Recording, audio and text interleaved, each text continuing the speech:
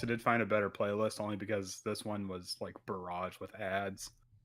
Did you send it to me? No, I'm going to send it to you now. No. It's up to you to discover what it is. Oh shit. I'm just gonna put it on the general chat. Is that okay? Yeah, for now. For what it is, gonna be like, what? Cyberpunk 2077 mellow tunes? What the fuck? I'll be like, don't worry about it. Shut up. Oh, so I decided that I'm gonna buy one of those strips I get from its people smaller to put them behind my computer for when the new Cyberpunk drops. You're gonna buy a strip that does what? The LED strip that goes behind the screen. Okay. Yeah, but for my computer. All right, so that looks good. Checking.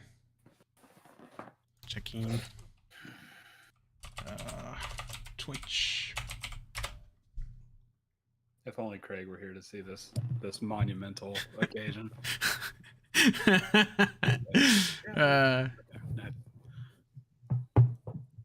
Sorry. Dashboard. You're gonna get some really bad audio because I was just trying to see if my mic was not in like surround mode. Dude, that's something that I was kind of looking to see if they was gonna go on sale during Prime. That freaking arm. You know what I'm talking about? Yeah. But it wasn't. The thing that really sucks is that I don't have any tables that the arm can go on. Because like because you have that little coffee table. Yeah, but it's like the design of it, it's too wide. So the arm won't physically go that wide. It's like I'm just gonna have to deal with it being on the desk. Yeah. Either that or drill it into the ceiling. Yeah, that it just comes down like a Buckster announcement. Oh shit. Okay. We look good here. Oh, you know what I should be doing? I should have all my stuff in the corner, so that way I'm like in an echo chamber, like that one setup that you showed me. Oh yeah. No, you need to get that stuff that like dampers the sound, so it becomes one of those like you go insane if you don't say anything. you start to hear like the blood going through your own bloodstream after a while. I actually do. I do want to go into an what's it called, like an echo chamber? I think so. Yeah, just for like 5 minutes, just to see what would happen. Like you can hear. Isn't that? I don't think you can't stay in there for so long, can you? I think isn't like the max like 6 minutes. No, I think it's like hours. If I remember correctly, I think like after like 20 minutes, like things start to get weird. But like, yeah, after 20. Oh, 45 minutes. That's when. Yeah. When after 45 minutes, you start to hear the spinal fluid moving through your brain. 99.99% sound absorbent. That is so crazy. I mean, what's it? Somebody. Okay, I saw a YouTube video of someone popping a balloon in an echo chamber, and it was seriously just like. Like it didn't, wow. Yeah, it was the most, what's the word, anticlimactic thing I've ever seen. I wonder what one is. What? One of those chambers? I don't know. Right. Isn't there one? Right. Hold on. You know what? I'm gonna look up, see if there's an anecho chamber around me. Anechoing chamber around me. Hey, why does Google have that prompt? Because he just heard us talking about it. Oh damn! No, there's not. The closest one is in freaking New Jersey. Yeah, that sounds about right. Oof. Are you ready? Yes. All right, here we go. And welcome to another episode of A Talk of Opportunity, a podcast all about board games, tabletop, video games, tabletop games, not just tabletop. I mean, we like tables, but you know. And today, if you guys haven't figured it out, we're going to talk about a very special subject. The Andrew is beaming to get out. We're talking about Spencer! We're going to the live music right there.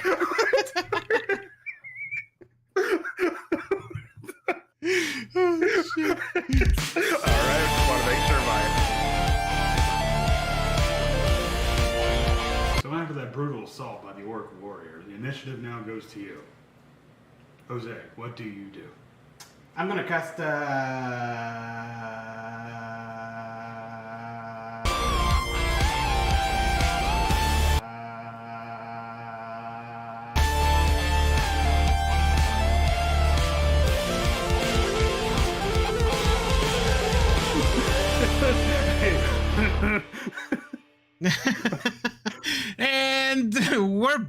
with a very excited Andrew. Andrew, how much coffee have you had today? You're shaking. I've had exactly 1 cup, but that's not what's fueling me right now. Oh man, I have been badgering you for like a year. Like, I was like, can we talk about Lancer? Can we talk about Lancer? And you're always like, no, Heather did research on this stuff, so we should probably do it. I'm like, okay, yeah, you're right. You're totally right. But now can we talk about Lancer? Yes, welcome everyone. I know energies are high, but yes, today we're talking about Lancer, an RPG about big robots and intergalactic beings, I think. Andrew will make it all clear for us in a minute here. But if this is your first time tuning into our podcast, we talk about all things nerdy, specifically tabletop RPGs and board games, but sometimes we dabble into movies, books, and also video games. Wait, what are we talking about? Our big oh, that's right, Dune. I was like, wait, what movie have we talked about? Dune. Yeah, we did Dune. Yeah, I guess we need to do more movies, man. Oppenheimer's gonna be the next one. Okay, so Teresa wanted to go see Insidious: The Red Door, and I'm like, that's fine. You know, that's fair. You know, she's like, oh, you know, we can have a date night. And we got that. Okay, that's fine. But we're definitely seeing Oppenheimer next week. Like, and we were on the way to the movie theater. Like, so we're going to see Oppenheimer next week, right? She goes, no. And I'm like, wait, seriously? Andrew, you're not going to do Barbenheimer? No, I'm not going to. Well, we might see Barbie. Yeah, we're actually, the girls are, I told you, like, the girls are going to dress up like Barbie, and then the boys are going to dress up like Oppenheimer. I already got my suspenders, my hat, and my tie. I was even going to get like herbal cigarettes. Yeah. No, I mean, the guys should dress up like Ken. And the girls should dress like flappers. That's totally fine. You can totally do it. Oh, Barbie, yes, I am the destroyer of worlds. I have become Barbie, the destroyer of worlds. Now we're all sons of Barbie now. Yeah, I can't wait for next week. It's gonna be great. Man, somebody online posted like, if you don't learn from history, you're doomed to repeat it, and it was the Animal Crossing Doom release with the Barbie Oppenheimer release. Yeah. Hey, it's very wholesome in my opinion. Yeah, I mean, you know, it's probably after Oppenheimer, you're probably gonna want a little like, oh, let's go see Ryan Gosling and Margot Robbie be fake plastic people. No. We're actually watching Barbie first, and then. Oh my God, no! And we're gonna get home and watch some Disney movies or something. Yeah, you're gonna be shaking. Jesus Christ. Anyway, speaking of apocalyptic events and fake people, Lancer. Wait, no, hold on, traditions. What are you drinking today, Andrew? It's part of our whole thing. Well, I had a cup of coffee. This is like my first cup of coffee that I had like in a week. Okay, people don't know this, but when I was DMing last session, I was on no coffee. So, like, you're lucky I didn't have an aneurysm. What the fuck is this? I'm having the trifecta today. I am having one for fun. What's that? He said Joyba bubble tea. Okay. Raspberry dragon fruit black tea. One for energy. Ooh. Alani peach. And one for hydration, which is my water bottle. As you should. So this little thing comes with. There's a little. Look at this thing. It's like the future. Whoa! A telescopic. It's straw, yeah. A telescopic boba straw. Oh, nice try. Wait, hold on. No, because I went in. Oh, okay. There you go. You know what? I don't want to be a contrarian here. I really don't like boba. I don't like the idea that there's something. And that's everything for today, guys. Thank you for joining us on another episode of Just static.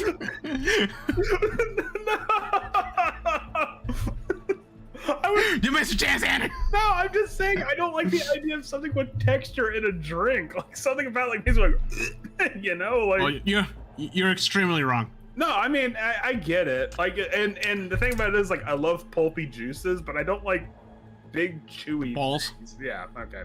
Yeah, I understand. You don't like balls in your mouth. I was trying to be okay. try to be a little bit more tasteful than that, but all right, here we go. All right, let's talk about this. Whew, here, I need to crack a cold one. Because today's going to be a pretty intense episode. Yeah, Pat, it's strap in, boy. We're going to be here for a minute. So Andrew's okay. So he already read the book like what, like 2 times front and back. I read this book and I read 2 supplementals. Yeah, and then I'm like, okay, well, I have like a week to get ready. Or 2 weeks to get ready. Let me read some of the book. Ask me how much of the book I read, Andrew. Okay, I'm gonna say you got to page 30. I got to the cover. What? It says Lance. Oh my god. I've been so busy. And then when I sat down to read it, I was like, I need to put some hours into Final Fantasy. Okay, all right. Oh. Next thing I know, it's today, and now here we are.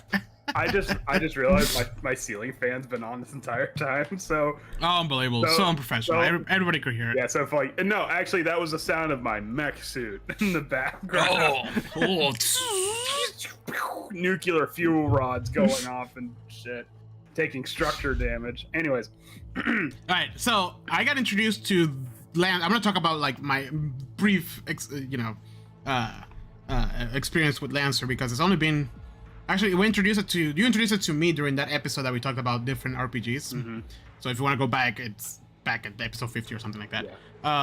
That was the first time I heard of Lancer, and it sounded amazing because like at that time, well, and until now, I'm really big into like mechs, more specifically Gundam, and I built Gunpla, so it was like perfect. I was like, yes, this is actually pretty awesome. Andrew did a pretty good job of giving me a top level overview of the game. Ooh, excuse me. And it sounded amazing. So, like, after the episode was over, I went ahead and bought the freaking book that I haven't touched since. This was like what, Andrew? Like 4 or 5 months ago? If not, probably more. If not longer, yeah. It feels since then. It feels like it might have been longer. Ever since then, Andrew has not shut the fuck up about it. We opened a Pandora's box on that episode. For like. Every now and then it's like, hey, so there's this one skill in Lancer. Why? But there been some times where you're like venting about how you had a bad day. I'm like, would it make you feel better if I told you a little bit about this thing I know called Lancer? And I'm always like, yeah, okay. get my mind off of it. Okay, so during that episode, like pulling back the curtain a bit, we were supposed to present 2 RPGs. 3 each. 2 RPGs. No. I'm saying like each of us were supposed to have 2 RPGs. Yeah. It was 3 each, wasn't it? No, I think it was 2 each. Like it was supposed to be like okay. You go, then I go, then you go, then I go. And you had Kids on Bike and Call of Cthulhu. Am I correct? Or am I? Dune Imperium and Call of Cthulhu. Yeah, Dune Imperium.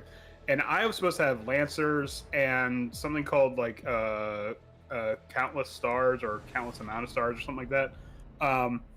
And because I was looking up like alternative TTRPGs because this was during the whole like Fallout with Wizards of the Coast. And someone this was way before that. Well, it was it?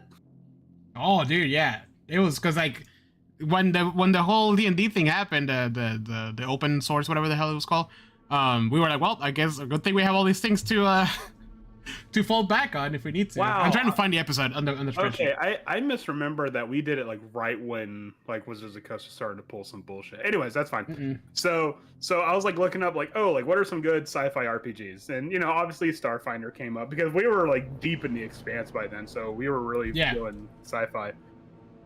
And Starfinder had come up, and the Expanse RPG came up, but then it's like, oh, Lancers. It's combat heavy, if you like mechs. I'm like, oh, you know what? I like mechs. Little did I know. The slippery slope that I would be falling into. And I fell in hard. Yeah. Like, okay, so Lancer on the surface, it's like, oh, haha, big robots go brr, but like, it's so much more than that for me. Like the book, the book itself is like 400. Hold on, how many pages is exactly? There's 431 pages in Lancer. Yeah. The like almost exactly 100 pages of it is just background lore, like for everything else. And then, like I said, there's 2 more supplemental materials that provided even further background and lore and world building for this. So it's just like like I said, I fell in hard. I love this game, and I never even played it yet. September 28th, 2022. Wow. Yeah. September? Yeah. So that's how long I've been almost a reading year ago. Yeah.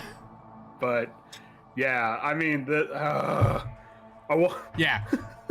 I want to play this game so fucking and in the midst of all this, I told Andrew also, I was like, well, Andrew, you know, focus on Rhyme right now. You know, once you like get burned out on Rhyme again, we'll just I'll DM you 1 game of Lancer, right? Mm-hmm. And I'm like, oh, I have enough time to do so. You know, I can do that. I haven't touched the book since. Mm-hmm. So as a start off point for me to actually start learning about Lancer and DMing, we came up with this episode. and also, you know, because I know I kind of floated the idea to like some of our players on the table, and it was like not like divisive, but there was like some maybes, some like yeses, and a no. So I'm like, well, maybe we can kind of like get those people that are on the fence, like, you know, towards it, and maybe even get the people that said no, you know. But you know, hey, it is what it is. And really, so Andrew, really a lot of this is I just want to fucking talk about big robots. Yeah, let's do this. Let's jump right into that. We've already been talking for like 20 minutes. Okay, so I have a set of questions here that our overlords, the AI, has given me to ask you about Lancer, because the AI also wants to know about Lancer for some reason. Kind of weird, but you know. It's funny because in Lancer lore, AI is really bad. Right. Anyways, go on. Let's get this started. You know, it's not bad tea, but it does have like that, like they put that shit to last. What is it called? Conservatives in it. Mm-hmm. Taste. Anyways, did you say conservatives? Yes, conservatives. right. Conservative tears in here. What? This isn't boba tea. This is bootstrap tea. Yeah. All right. So, Lancer, Andrew, here's one question I have for you. And also, if you have any questions like else that are like sparked by this conversation, please like feel free to diverge off of the questions that our overlord ChatGPT has bestowed upon. Yeah, of course. Yeah. Yeah, but this is just to get the conversation started. ChatGPT for president 2032. Or 6, you know, whatever. One of those, anyways. No, they probably do a better job. Anyways, Andrew, can you provide an overview of the Lancer RPG and its core mechanics? Okay, so Lancer, like top down, Lancer is described as a mud and lasers modular mech, and mud and lasers means like what kind of sci-fi we're talking about. Whereas, you know, like how Starfinder is like sci-fi fantasy, like more like Star Wars. Like this is kind of, imagine Warhammer, but scale back the atrocities about 50%, and you have mud and lasers. Like that's that. Okay. You know. So I didn't know that was a style of sci-fi. I guess it is because I was like, what is mud and lasers? And sure enough, it's talking about like stuff that's like it's down to earth. We're not quite at lightsabers yet, but you know, like, but we're still in like war. You know, war never changes, kind of. Yeah. So Lancer is a mud and lasers modular mech-based tactical RPG that emphasizes a crunchy combat mechanics, but juxtaposing with a laissez-faire rules for social encounters, and we'll get further into that. instead of traditional levels for your players, like your players won't be getting XP or like normal leveling for like D&D. What you instead will be getting is that you'll be getting licensing levels, which means that as a better pilot you become, you have more access to better equipment, or these corporo states, the manufacturers of the mechs, will want you to become like the face of their like advertisement. So they will like give you stuff. Quite literally like Pacific Rim. I just watched that recently. So. Yeah. So it's like so the better of a pilot you become, like maybe like IPSM would be like, hey, we noticed that you have like a very like upfront approach. Might I interest you in this shotgun-based mech called the Tortuga? And you're like, fuck yeah, shotguns! So, and then next thing you know, you become free advertisement for IPSN.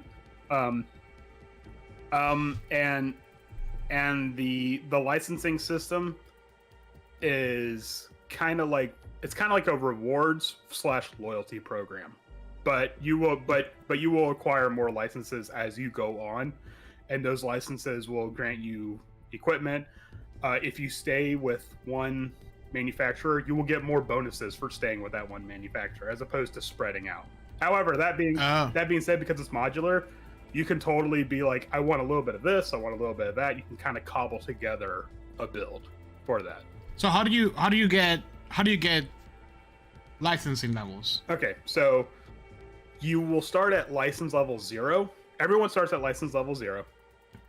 And then if you survive a mission, you get a license level. So you don't even have to win the mission? Regardless if the mission was a success or not, you will get a license level at the end of the mission. Because warfare is so extreme in Lancer that just you surviving, it makes you a cut above the rest. But it's also kind of, it's also like out from the very beginning, your character is already better than a normal person because you are a Lancer. That's the name for mech pilots, which means that you're better than your average soldier. So just being a Lancer, just you even having license level 0, just you sitting in a mech makes you better than a normal grunt that's right in the mud. Right. Yeah. It's kind of like in Gundam when like usually the hero can plug into the actual Gundam instead of like piloting manually. Yeah. So he's a Lancer. He's already better than most people. Yeah. So, but I mean, don't get it twisted. Like the Lancer pilot itself is physically frail.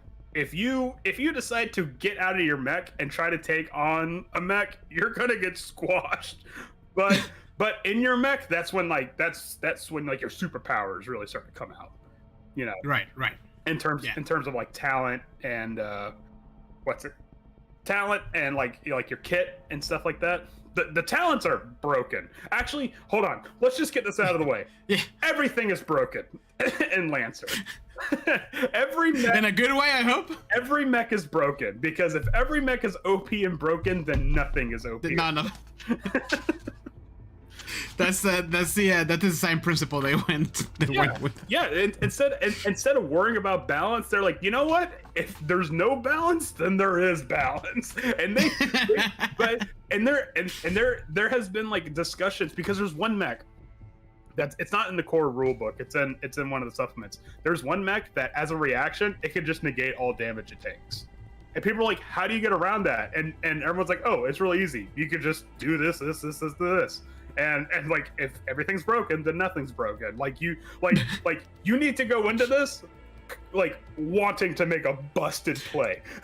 I guess I guess that kind of makes sense for like, I mean, if you think about like any mech pop culture thing out there, it's kind of like that. Like there's always like the MacGuffin that makes something else happen. Yeah, and it really, it takes that power fantasy that we have been used to, and it takes it to the nth degree because like you are doing like massive, like stupid damage to things, to structures, to people, and it really emphasizes just how powerful these mechs are, and it also emphasizes that like not everyone gets access to this. Like you are special because you get these mechs, Right. All right, so let's talk a little bit about the world of Lancer. Okay. What themes and like atmosphere does it explore? Okay, so Lancer is paradoxically the world of Lancer, I mean, is paradoxically utopian and dystopian. So that's a good question. Hold on, before you get to that, is this like Earth or is it like this? It is Earth. Okay, so Lancer takes place in the year 5016U, which means that it's 5,016 years after the start of Union, which is the central power of Earth. Now it's called Cradle.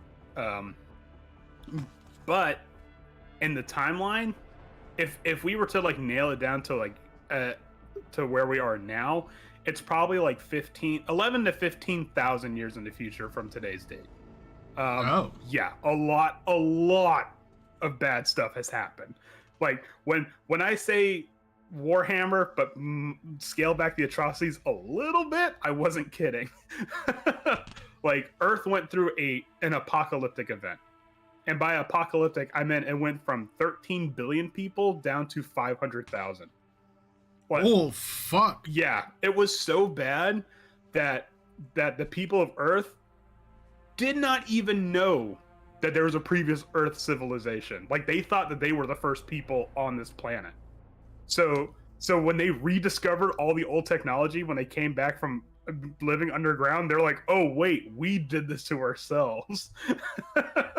So why do they say what happened? It was just it was something called the collapse. It's intentionally left vague because a lot of the history has been lost due to just the event, the event, the event of the collapse.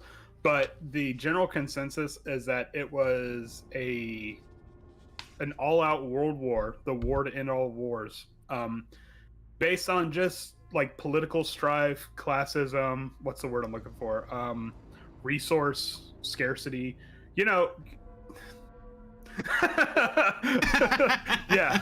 So any similarities with real life is and okay, now another thing, if any of this stuff is making you, the listener, or you, Jose, uncomfortable, like, keep it in mind, the people that wrote this book like came at this with the approach that they, like, even though it has big robots, like, haha, big robots and AIs and stuff, they're like the human element is very real and very scary.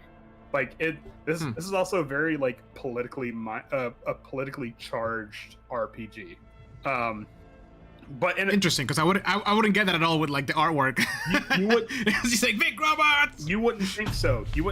But one of the developers have gone on record saying that one of the manufacturers is legit how they think America would be in the future, and that's scary to think about. They're actually one of the scarier ones.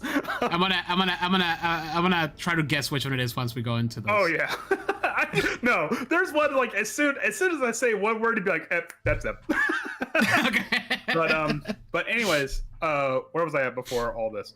So yeah, it was intentionally left vague, but it was based on like real world stuff that just eventually boiled over, and it's probably safe to say that this collapse happened about 1,000, maybe 2,000 years from now, because we had already developed ships. We have already had space stations with people living on it. We also found something called the Voices, which were bicameral minds that were like not quite AI. And by what is it? By what? Bicameral. Bicameral means that, okay, so you know, like when you're reading a book, you have that voice inside your head that narrates for you. Yeah, like 2 or 3 voices that talk to each other. Yeah. So you know in your mind that's your voice. Yeah. The voices, the 5 voices that humanity had discovered before the collapse, bicameral means they don't know that that voice in their head is their voice. They think it's actually an outside source. So they legitimately think that like God or something is speaking to them. And because of this, so hold on. You said one thing there right now. Okay, hold on. Do you really want to get into this hole right now? Yes, hold on. Because you said one thing. First of all, one thing that you said, that they found the voices before the collapse. They found the voices before the collapse. It was, hold on. Let me try to see if I can find exactly when. So the collapse happened. And they is there a page in the book that I can look at? Yeah, page 338. That gives like a timeline of like of what happened before the establishment of the Union and stuff. So they find Jesus. Yeah. No, I was looking at that. Oh yeah, the witch. Oh no, that's an NPC. That's not for the PCs. No. The NPCs are pretty wicked too. But so what is it? 3 what? 338. 30. Cool. Okay, so it's around let me see here exactly. So around 2000 U, which is 2,000 years after the establishment of the Union, it says the Oracle Chorus installation is discovered under the Vastitas Borealis of Mars. The installation is reactivated, and the 5 voices, advanced machine minds capable of predicting the future with near perfect precision, are identified. This creates the foundation of what will later become forecast galactic simulation. So it's not interesting. Yeah. So the first. Okay. So there's Union, right? Humanity had an apocalyptic event. They had to go underground, and for like 4,000 years they were living underground. They resurfaced after all the nuclear fallout like washed away or degraded or whatnot, and they start rediscovering technologies that humanity has left. One of them was the voices, but another one was something called the massive vaults. Massive, MASSIF vaults. Yeah. Like they're printing. But it's like that's is another name of their yeah. That's cool. And so they're discovering all these things that humanity had found, but they have no context for it because the slate has been wiped clean essentially for humanity at this point. Like there's no borders, there's no ideologies, there's just people and the planet. Right. So kind of like Horizon Zero Dawn type situation. Yeah. So got it. So and humanity suffers something called the 3 traumas, right? And and the first trauma was discovering the massive vault. This is still before Union, right? 2 of them are before Union. I'm sorry. Before collapse. That's No. This is post collapse. Okay, the 5 voices was before collapse. Discovering the 5 voices was before collapse. Got it. Okay, so they did all this stuff. They sent what's called generation ships out as like a last ditch effort to people escaping Earth, right? That comes into play later because there's 2 particular civilizations that are born from these generation ships. Then the collapse happens. Humanity, apocalypse. I said it already. All right. 5,000 years later, humanity comes out of the wreckage and they discover the massive vault, which is the first of the 3 traumas or the 3 revelations. There's 2 schools of thought on it. And the reason why it's called the 3 traumas is because they realized that they had messed things up so badly that there was this whole civilization there before them, and now they were like cavemen essentially. Not essentially, but you know what I mean. By comparison to where they were before, they were new to the Stone Ages. And what did they do when they found this vault of information and resources? They had the Little Wars, which was the second of the 3 traumas. Classic.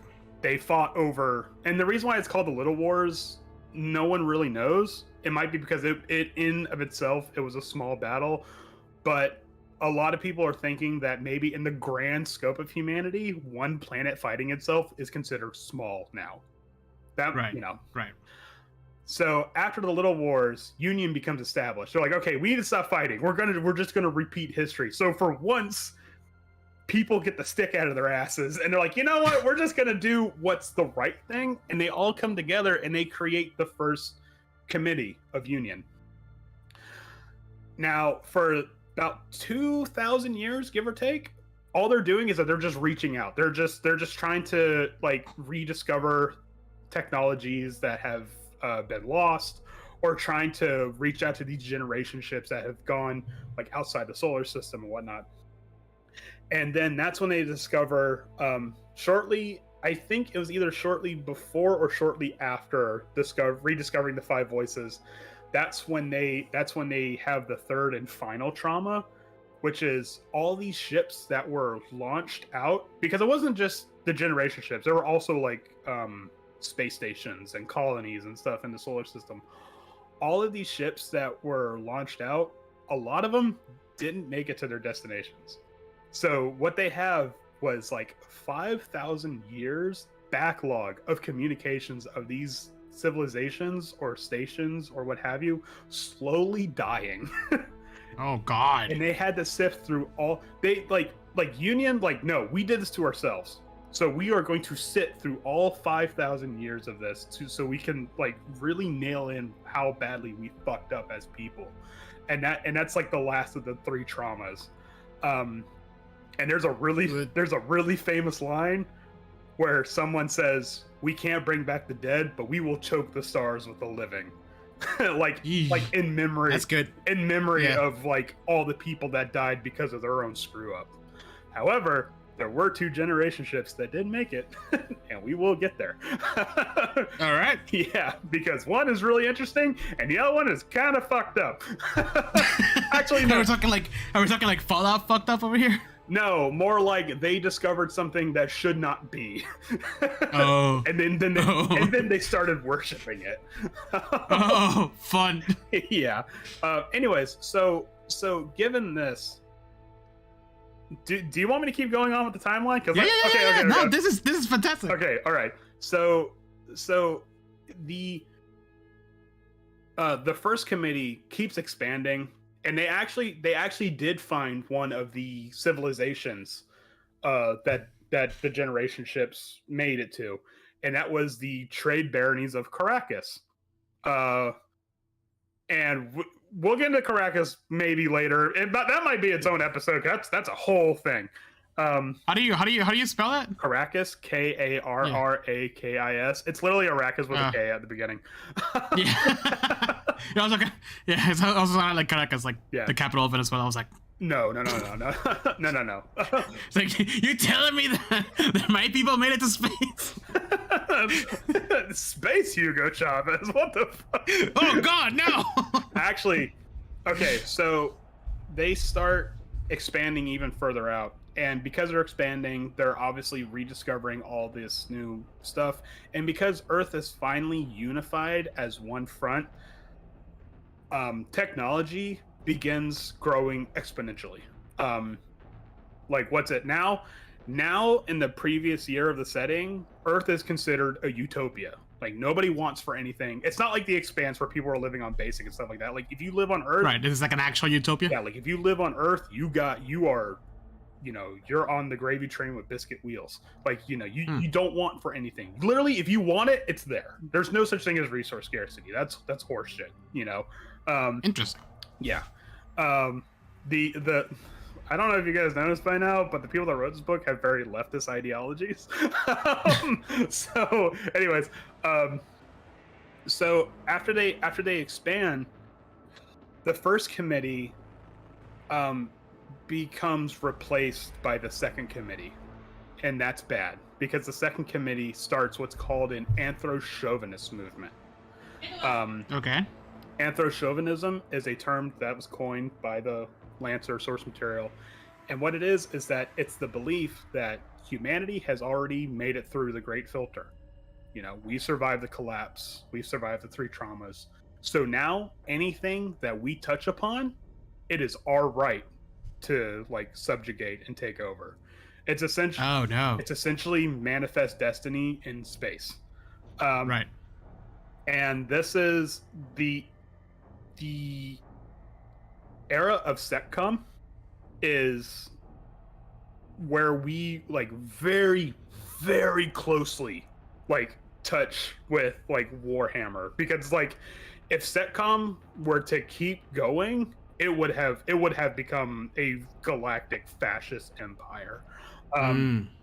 But also because of it, there's also like a weird amount of growth, because beforehand there was only two really big corporations. There was GMS, which was Global Massive Systems, which are people that would provide literally anything, like houses, cars, coffee beans. You want it, they got it, you know.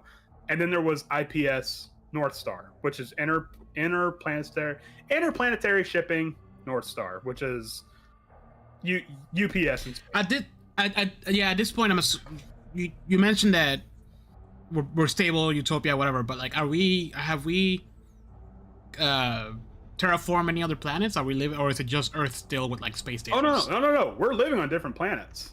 Like we have gone beyond the solar system now. Like we have. Oh, okay. We have found. Do we have faster than light travel or anything like that? We don't have faster than light travel. We have near light travel, but there is something called blink space, which pre-collapse, humanity found something called blink space. What? Wait, hold on. Because you're comparing it with Warhammer, like what is it called, the Void or whatever the fuck that they go through? The Warp. So when you say blink space, yeah, my mind goes to like, is that different space, but instead of being all hellscape of like death or whatever, it's just a Blink-182 concert. Yeah. And then they appear on the other end. Yeah, it travel lasts as long, vaguely around the time of What's My Name Again, and then you're and then you're on the other side of the universe. No, what blink space is that it's described as a paracausal rift in space and time. Paracausal meaning that there's no science yet that's backing it, but they're still researching it. It's not magic, but But the weird thing about blink space is that you can't. It's not like you can just go anywhere within blink space. There has to be anchor points. So think of it as more like an intergalactic like expressway. There is an exit, and there's an entrance, and then an exit, and that's it. Anywhere else that you want to go that does not have an anchored blink space, you have to go either near light travel or just normal travel. How are those anchors established? They're discovered. Oh. Yeah. Interesting. Okay. Yeah, exactly. So what they'll do is that they will find an area that has the blink space around it. Like the first blink space station in the solar system, I believe, was discovered. Don't quote me on this. I might be wrong. But then once they realize, oh hey, we find these thing called the blink, they start to build stations around these rifts, and then they just kind of like, okay, let's see where this takes us. No, seriously, like, you know, no probes, nothing, just. And it's actually kind of funny because, okay, you know how I said there were 2 generation ships that made it? Yeah. The first one made it by just good old fashioned, we're just going to truck there and we'll see where it takes us. That's the Caracas Baronies. The second one, called the AUN, AUN, AUN, they went there by using slower than light travel. And before they were able to reach the planet, humanity had already recovered, found blink space, and got there before the Onyx ship got there. Awkward. No, it was awkward because they were in space for 5,000 years. They had developed a religion based on the planet they were going to. So it's like, we're going to the Holy Land, and then they get there, and Earth's like, hey, what's up? This is a McDonald's sign. Exactly. So then they get there, and then they start fighting because, like, no, you don't understand. This was supposed to be heaven for us. Like, this is supposed to be the land of milk and honey, and you're fucking it all up. Oh my god. Yeah, but we can get into that later. It's just like, oh, those poor people can't catch a break. Yeah. So there's slower than light travel, which is usually used between planets. There's faster than light travel, which is usually used between galaxies, and then there's blink space travel, which is kind of a crapshoot on where exactly it's going to go, unless you know the established anchors. The funny part is, if you're using near light travel, you suffer from time dilation, which means you as a person will not age accordingly to the rest of the world. So, like, there has been moments where a Union member will have to travel using near light travel to get to another planet, and they will only age relatively to what they were experiencing. So they might have aged a couple months, maybe like a year or two. Meanwhile, the planet because they are in slower than light speed, for lack of a better term, has aged 40, 50 years.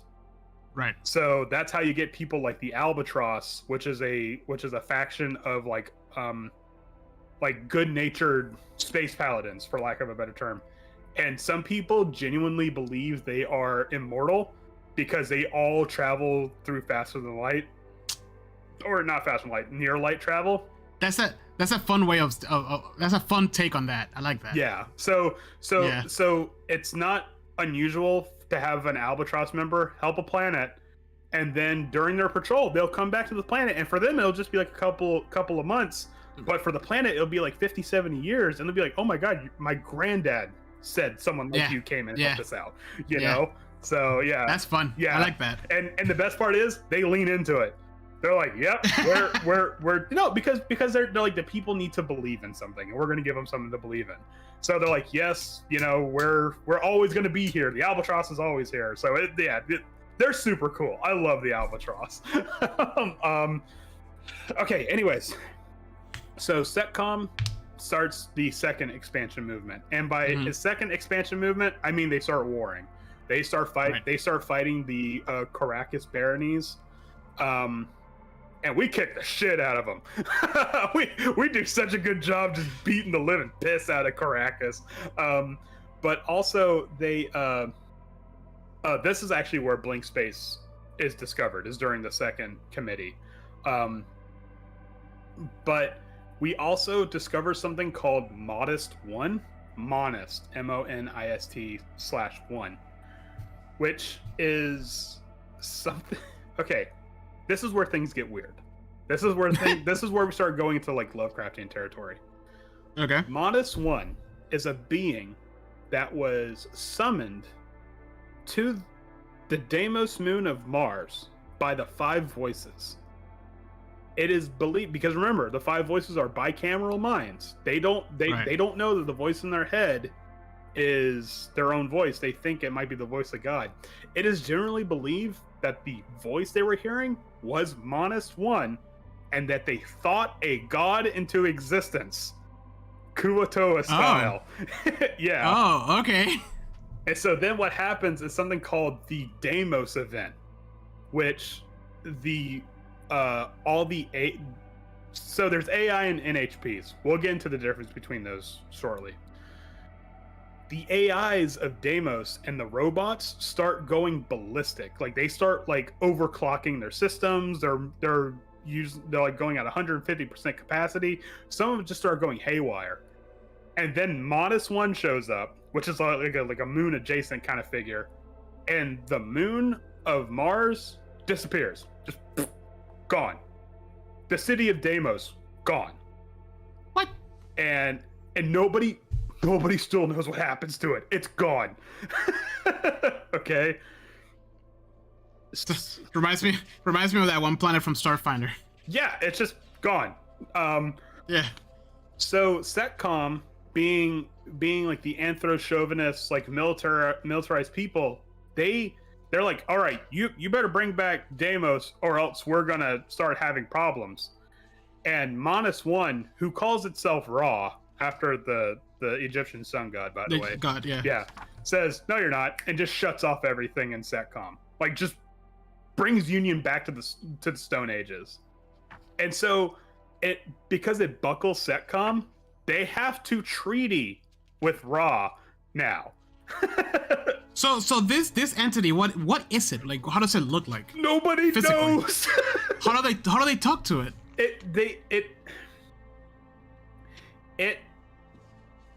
So Ra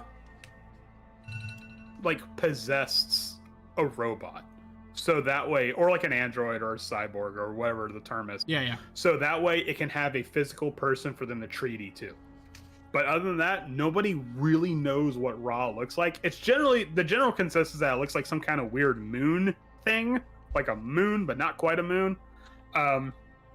But it possesses a robot, so that way it can treaty with the second committee, and it actually is weirdly generous. It's like, here's what I will do for you. I will keep the moon of Deimos and the city, and in return, I will give you something called NHPs. And what NHPs are non-human persons. That they are not AI. Do not call them AI. Okay. Because it's an insult to them. Instead, what they are is that they are beings that do not manifest a physical body and can be communicated through technological means and shackled into something called a casket, which is essentially just a big memory drive. And it says, I'll give you these NHPs, which like are like 500% better than AIs. Like it blows AIs out of the water. In return, I need you to stop studying paracausal research, and I need you to stop studying what happens to people after they die. Because that was the two biggest things they were researching. Because they were just like, hey, why not? They were just trying to figure out what happens after you die? Yeah. Well, I mean, because and what was the first one? Paracausal research. Like stop researching what the blank space is. Stop researching like these things. That's so interesting that like this thing just like appears out of nowhere, fucks you up, it's like, yeah. Don't look into these two things. Yeah. it's like a shiny something. It's like it's waving something shiny in front of you to like distract you. Yeah, and it's like, and in return, I will give you what is essentially like AIs, but not quite AIs, that are far superior than anything you can ever like technologically come up with. And so they kind of don't really have any choice. They're like, right. Well, I mean, got to shut everything down, no? Well, yes, but also on top of that, like NHPs also make it to where things, like I said, there was exponential growth before. This makes the exponential growth even more exponential. Like this is where like technology really starts to boom, and this is how we get stuff like printers that are big enough to make mechs and spaceships, and like it eliminates resource management entirely, pretty much, to the point where like there is no money in Lancer, because what's the point? We can just, if I can think about it, it's gonna show up. So that happens. and then something called the Hercynian crisis happens, which is where we find a planet called Hercynia, which is the first planet that humanity has come across. Or sorry, not the Hercynia crisis, the Hercynia massacre. My bad. Oh. Which is the first planet that humanity has come across that does not have human beings on it. It doesn't have humanity. It actually has legit space aliens. Oh, okay. And because it was Setcom that discovered it, naturally war breaks out. And this is finally, like 3,000 years past Union, this is finally where the mech comes into play. Because Setcom's like, we need bigger guns to fight this peaceful alien race.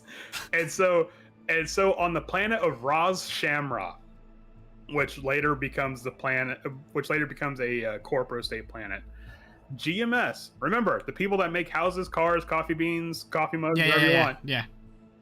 They make the first mech in human history, which is probably the Everest mech, which is their flagship mech. It's actually the only mech that, well, that's not true. There's other mechs they make, but that's supplemental material. But in this source book, it's the only mech they make so far.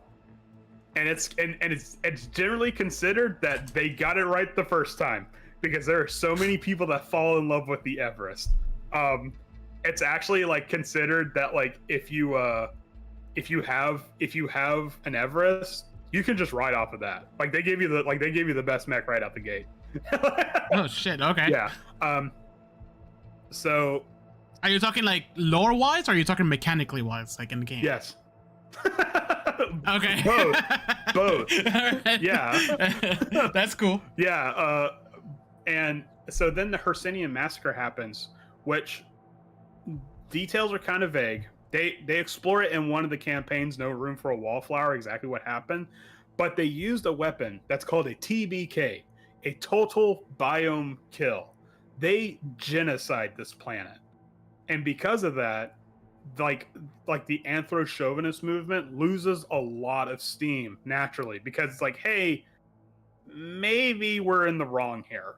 And so what happens is that there's a brief civil war on Union, and the SecCom gets overthrown, and now we're in the third committee, which I think is like a year 4000 that happens. Question, and this might be just minor details. Did they ever say why? Like, what was the thought behind attacking these peaceful people or peaceful aliens? I believe in the source material they don't. They just say it's like the Hersenian massacre is like a black spot in human history post-Union, okay. And they don't want to talk about it. I believe No Room for a Wallflower, which is a narrative campaign, I believe that goes into it. And and from what I understand, it's like a shades of gray. Like, there were like good people on the Hersenian planet, but the overlords of SecCom just decided, no, we're gonna nuke this place. Interesting. Okay. So because of that, the second committee gets overthrown and the third committee gets established. But here's the thing. A lot of the corporo states, a lot of the systems that were in place during the second committee are still up and running during the third committee, because Union has been weakened and we don't really have a choice. Like, we need to rely on these things now that the second committee has brought into the world. So there's actually a really good line on page 11. You don't have to scroll all the way to it. But there's a really good line saying that, what's it? You're a mech pilot, one of the best, a Lancer, and yours is a story that's spinning on the coin at the apex of its toss. Meaning that right now there's a lot of political strife in the world of Lancer. So that's where the current timeline is at. That's where we're at, 5016U. So because I mean, we honestly do not have time to get into the politics of Lancer, unfortunately. If you want to, we could do a deeper dive, and I'd love to do that. But let's just say, like, Union during Third Com, it's doing its best. Like, it's legitimately like good people doing the best with what they got. But SecCom has messed things up a lot, and because of that, there's a lot of political tension that's like on the turning point of boiling over. So because of that, wait, hold on a minute, Andrew. Hey, Corrosion 15, welcome back. He says that he can't stick around, but he wanted to say hi. Hi, this is our podcast episode. Don't worry, we'll release this on Wednesday, fully edited, so you can listen to it on your favorite podcast platform. But thank you for stopping by. Yeah. So we're talking about this bad boy, if you're familiar with it, Lancer. So because of that, a lot of the setting deals with like clashing political ideologies. Clashing political ideologies, class oppression, warfare, and just human rights just in general. However, because of Modus 1 or Raw, like, there is an element that there's something outside of humanity that might or might not, like, want to dip their toes into it. So Andrew. Yeah? I know we haven't even gotten to the mechanics of the fucking game, but I already want to play this so bad. Dude, just you wait, man. Just all this space stuff, and like, okay, space stuff is very broad. More specifically, like the freaking I already forgot the name of it. The thing that was summoned by the Five Voices, the AI, not really AI people, like all this political stuff, like that whole like, oh, that's what I'm saying. Almost like you're a mercenary. You kind of like have to like, if it's, I don't know. I'm itching, and I want to get to the mechanics here in a bit. Let's just say that if you take the time to read like the lore section of the Lancer book, you will have so much material to build a character off of. Like I'm like an infinite amount of material to build a character off of. Like it's just, there is like down to like what planet they live on, how they live their lives, what political ideology they have, like how they justified becoming a Lancer. Like there's just it. I have never seen a tabletop RPG with such a rich like background to it.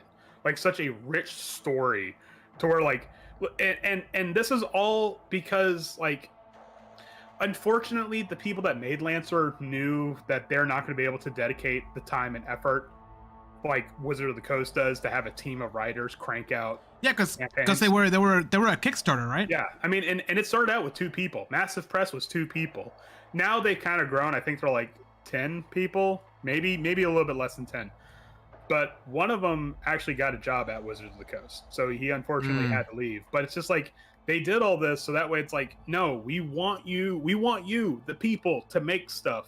And the best part about it is that the most recent like campaign that was released was essentially like a fan-made campaign, and they're like, no, this is really good. Do you mind if we make it official for you? And the guy's like, that's awesome. The guy's like, fuck yeah. That's awesome. Yeah. So, but I mean, all right, well, yeah, sorry. Anything for that question about like the setting? Do you have anything else? Because you just touched on something, character creation. I'm sure there's like a whole other episode we can talk about specifically about the history of this. Yeah. But you just talk about character creation. So let me ask you this, because like I actually genuinely did not think we were going to get that deep into the background. It's okay. That's why I said, how much time do we have for this question? Yeah, I know. I knew this was going to be like the chunkier of the answers from you. But you know, with D&D, we're pretty familiar with how to create a character, very specific step 1 to 1 through 5 or whatever. Get through it. Can you tell us a little bit about the key features in character creation for the Lancer RPG? Okay, so it's all right. So when you start at level 0, they say LL0, license level 0, you will start with the following things. You will, and if you want to, it's on page 18 if you want to follow me there. You'll start with a background, which can provide bonuses on certain skill checks. You will start with points that you can dump into your character's skill checks. Now, just so you know, I want you and I want the listener to divorce yourselves from the D&D mentality. You're not going to have strength or dexterity or charisma or what have you. Don't worry about any of that. Okay. So you start off with a background. You start off with 4 +2 pilot triggers, which we'll get into those. And then you start out with either a +2 into 1 mech skill or a +1 into a certain mech skill. And then you get 3 rank 1 talents. And then on top of that, you get the Everest. That's your starting equipment. After that, your progression will be static. You will like it says in the following page 19 what the chart is, but it's going to be a static progression. And what really makes it modular is where you put your points and license levels into, because I guarantee you there ain't no 2 pilots or lancers that play the same. Isn't it the Everest? Did you say the Everest is like the best the best all around? Yes. There are a couple of different mechs that I would genuinely consider sweethearts within the lore and the fandom, and the Everest is one of them. A lot of people are like, man, it's really not fair they gave you the best mech right out of the fucking gate.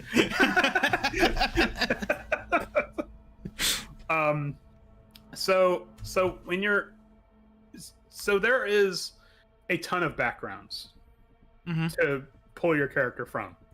And like I said, like, you don't even have to get into the lore. You can just make stuff up. Do backgrounds do anything for the mechanics of the Lancer, or is it just flavor? It's not just flavor. What it is, okay, so I'm just gonna pull a background at random. Okay. This one's called the mercenary background. Okay. There's a description for it. It's like, you know, like, hey, what led you to the mercenary life? You know, was it problems of riches, power, adventure, blah blah blah. But then it gives you like example triggers, like things that your character would do. And when I mean triggers are skills. Like these are like instead of deception check, you would have threaten, or you know, or there's even a trigger called apply fists to face. Yeah. I saw that. Yeah. Blow something up. I love it. Yeah. Take control, threaten, blow something up, apply fists to face. So these are these triggers, because you mentioned they're like skills, are there like set, like is there like a list of these, or is it you just kind of make it according to your background? Like if I was a cook and I was like, is one of the triggers like stab with butcher knife? I don't know. I'm just so there is a list of example triggers on page 26 and 27, but it says flat out, like on the page before that, like with GM approval, you can write your own trigger. Like you can make it, you know. So if you and the GM like come up with something, like you can like have it be like you can have like a cooking trigger or something like that, or you know, or like, you know, smack someone with a frying pan trigger if you want to be a cook, you know. And like, just so you know, there is no cook background, but if you want to, you can make it. You're totally free to make your own background. So it's very fluid then, the way like the backgrounds and triggers work. Yeah, because anything when the pilot is out of the mech, it's in narrative play. There's combat play and there's narrative play. Combat play is very crunchy and rigid. Narrative play is very loose, and to the point to where like there's no initiative order or anything in narrative play. It's literally just narrating, and you make skill checks based on how well you do or whatnot. Narrative play, you know, the thing about it is, I can see narrative play being more intimidating than combat play. Yeah, because it's very not vague. What's it? Well, yeah, vague. Yeah, it is. Right, like the things you can do. It's intentionally vague, and there are rules, but they're not written in stone. You know, like there's no movement speed when you're in narrative play. There's no, you know, like constitution checks or anything like that. Like, you know, it's very much what's the word I'm looking for? Like fluid. But like the GM and the player are gonna have to, yeah, like kind of improv. But like both sides of the screen are gonna have to contribute towards it, you know. Got it. So because it can't just be like, oh, I'm gonna get into a fist fight with someone at a bar. Okay, roll me and apply fist to face check. All right, you did it. Like no, like, you know, you gotta have a little something there. Like right. So. So you will go, instead of just doing that, you have to like, okay, I approach this guy, grab him by the collar of his shirt and shake him. Mm-hmm. And then, you know, I go and attempt to apply fist to face, and then you roll. Yeah. Then you roll, and just so you know, in Lancer, a normal roll. So there's normal, risky, difficult, and heroic rolls. Okay. So if you're fighting just like a normal guy, like just some schmuck in a bar, that would be a normal roll. If you get anything over a 10, that's considered a success. Anything below a 10 is considered a failure. Okay. Then there's the difficult rolls. What it is that you will roll your D20. By the way, there's only 2 dice that we use in Lancer. D20 and a D6. That's it. Okay. You will roll your D20, and then you will roll your D6. You will subtract the D6 from the D20. That's the difficulty. Okay.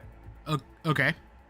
A heroic roll, a risky roll, is that you will roll a d20, and anything between 10 and 20 or 10 and 19 is considered a partial success, meaning you succeeded, but you're going to suffer something because of it. Oh. You only 100% succeed on a 20.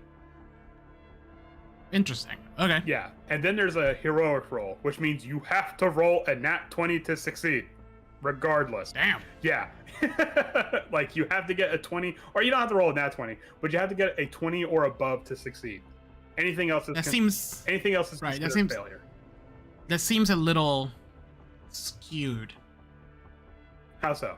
Like, I don't know. Like I don't know. Like if I'm DMing this, like a lot of, well, I don't know. But no. Okay. So you have. So it's up to whenever this happens. It's actually encouraged that the players and the GM discuss, okay, well, what kind of role will this be exactly? You know, because if it's something where it's like, I'm just going to punch a dude in the face, you know, okay, well, that'll just be a normal role because he doesn't know you're there or something like that. Whereas I'm going to strap this rocket onto my back and try to propel myself to the next spaceship that is, that's in a vacuum, but I don't have any targeting systems or anything to help me out. I'm literally just flying raw into space. That would be a heroic role, because unless you do it perfectly, your character is just going to be like fucked off into space for the rest of their life. You get what I'm saying? Kind of like, yeah. Kind of like you just described that scene from Naomi. Yeah. I missed the Expanse so much. Exactly. But that's why there's in between. So it's like, okay, a difficult role would be, all right, you're catching this guy unaware, but he also looks pretty big. Are you sure you want to do this? Yeah. Okay. Why not? Okay. Roll a d6, subtract from that. Okay. You still managed to knock him out. Wait, watch us your back. No, no. But then a risky role would be like, you are actively fighting this guy. You know for a fact that he's like a gang member or a thug or something like that. So I'm gonna roll a risky roll. Roll a d20. I got a 15, which means I beat him up, but he got some hits in. Like, I'm not coming out of this unscathed. So there is there is that. Right. There is also stats for like HP for a pilot. They have 4 HP. So just keep that in mind when we're talking was a normal hit die for like a punch or something like that. There is no. Is it just a d6? No, there is none. It's just oh. yeah. It's just considered. Okay, so let's say you get into a fight, and the GM says it's a risky roll. All right, you roll a d20, you got above a 10, which means you manage to knock the guy out, but you're gonna take 1 damage yourself. All right. Let's say what determines that damage though? The GM. The GM determines that damage. Okay. Let's say. Is there like a guide? Is it like a guide for the DM? There is. There is. Okay. Yeah. I'm not just pulling this out of my ass here. There is like guides for this. So let's say let's go back in time 5 minutes, and you make that risky roll again, and you roll a 5. Okay, you don't get a hit in. You're actually getting the crap knocked out of you, which means instead of taking 1 damage, you're going to take 2 damage. He's not going to kill you, but he's going to beat the shit out of you regardless. Right. So that's half of your hit points. Yeah, exactly. So, but we don't really have to get in the narrative play, because, like I said, narrative play is very loose. Yeah. Narrative play is very amorphous. Like it really differs from table to table. Like, there are some tables where they lean very heavily on narrative play, and that will affect how combat will play. And then there are some tables where it's just like, nah, we're not going to do narrative play. It's literally just going to be just Titanfall, just boom, boom, boom, combat, combat. Right. Yeah. So, like I said, it all depends. But so backgrounds. Yeah. So these backgrounds, like I said, they just give your character a little bit of backstory. And the example backgrounds will also give you like example triggers you can pull from to use for skill checks. That's kind of, well, that's it for character creation. Well, I mean, that's not entirely it. You should also probably establish kind of early on what mech you really want to go for. Because you should read the book before you even play the game.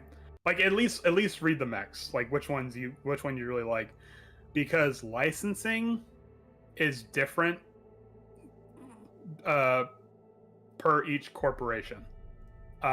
Is there, here's another question then, is there like a player specific like reference sheet or something that they can have instead of having the whole freaking book, or is it just that one book? I want to say there is a reference sheet. Hold on. Because I feel like having the players have to have, well, to be fair, they're like $25 for the full. Oh yeah, no. There. Okay, so there's not a reference sheet. There's actually something called there's an online app called CompCon. COMP/CON. And what this is that this is specifically for cataloging and creating characters along with their mechs and whatnot. The best part about it is it's 100% free. And it gives you all the information that you will get from the source material. But it's like an interactive character sheet. So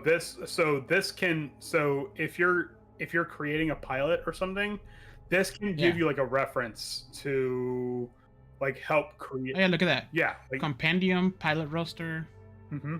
equipment database, manage NPCs, encounter missions. Oh, interesting. Yeah, but I mean, I like the UI. It looks cool. So, but I mean, creating the pilot is a lot of that's going to be flavor. A lot of it's going to be like what you want to bring to the table. The thing, it doesn't really get crunchy until you start making the mech itself. But like I said, if you want to, depending on the table, you might want to let your GM know, hey, I'm going to be kind of leaning more towards a Smith Shimano mech, or I might be leaning towards more IPSN. So that way they can kind of flavor how the licensing works for you. Because like, yeah, you like the more licenses you get, the more material you can acquire. But it's also not described as like a store you can just go to. Like these are corporations that are backing you. They are giving you like free merch and whatnot. Yeah. So you know. Yeah. Free merch, big guns. You know. I mean, one of the. It's not even a corporation. It's just like a manufacturer. Like. Can I make a Lancer who's like a YouTuber? You totally can. I mean. This battle was brought to you by. I mean, the very first background is celebrity. So, yeah, you know, all right. yeah, you can be a content creator, you know. So, all right. So let's move on to then creating a mech. Like, how does that start? Like, so it says that you start with the what's it called? The Everest. The Everest. And then is there a character sheet? Like, how does that look like? There is in fact a character sheet. It's at the very back of the book. There is a character sheet. How the Everest looks like, there's no artwork for the Everest because they want you to be completely free as to what it looks like. There is artwork for the other frames, but they're more like suggestions. Again, these people are very like, make it however you want. But the Everest, so you start off with the Everest. You also get access to all of GMS's equipment and systems and whatnot, because it's considered like, hey, here's like you are a Lancer, you know, like we're gonna give this to you on good faith that you're gonna go out and spread good. So when you're making a mech, you have to first. We didn't even talk about triggers for the pilots, but the triggers are not triggers. Talents. We didn't talk about talents for pilots. Talents are things that are pilot specific that you can use to give your mech an even more of an extra edge. Okay. So these are things that as a pilot, like only you can do. It's actually this.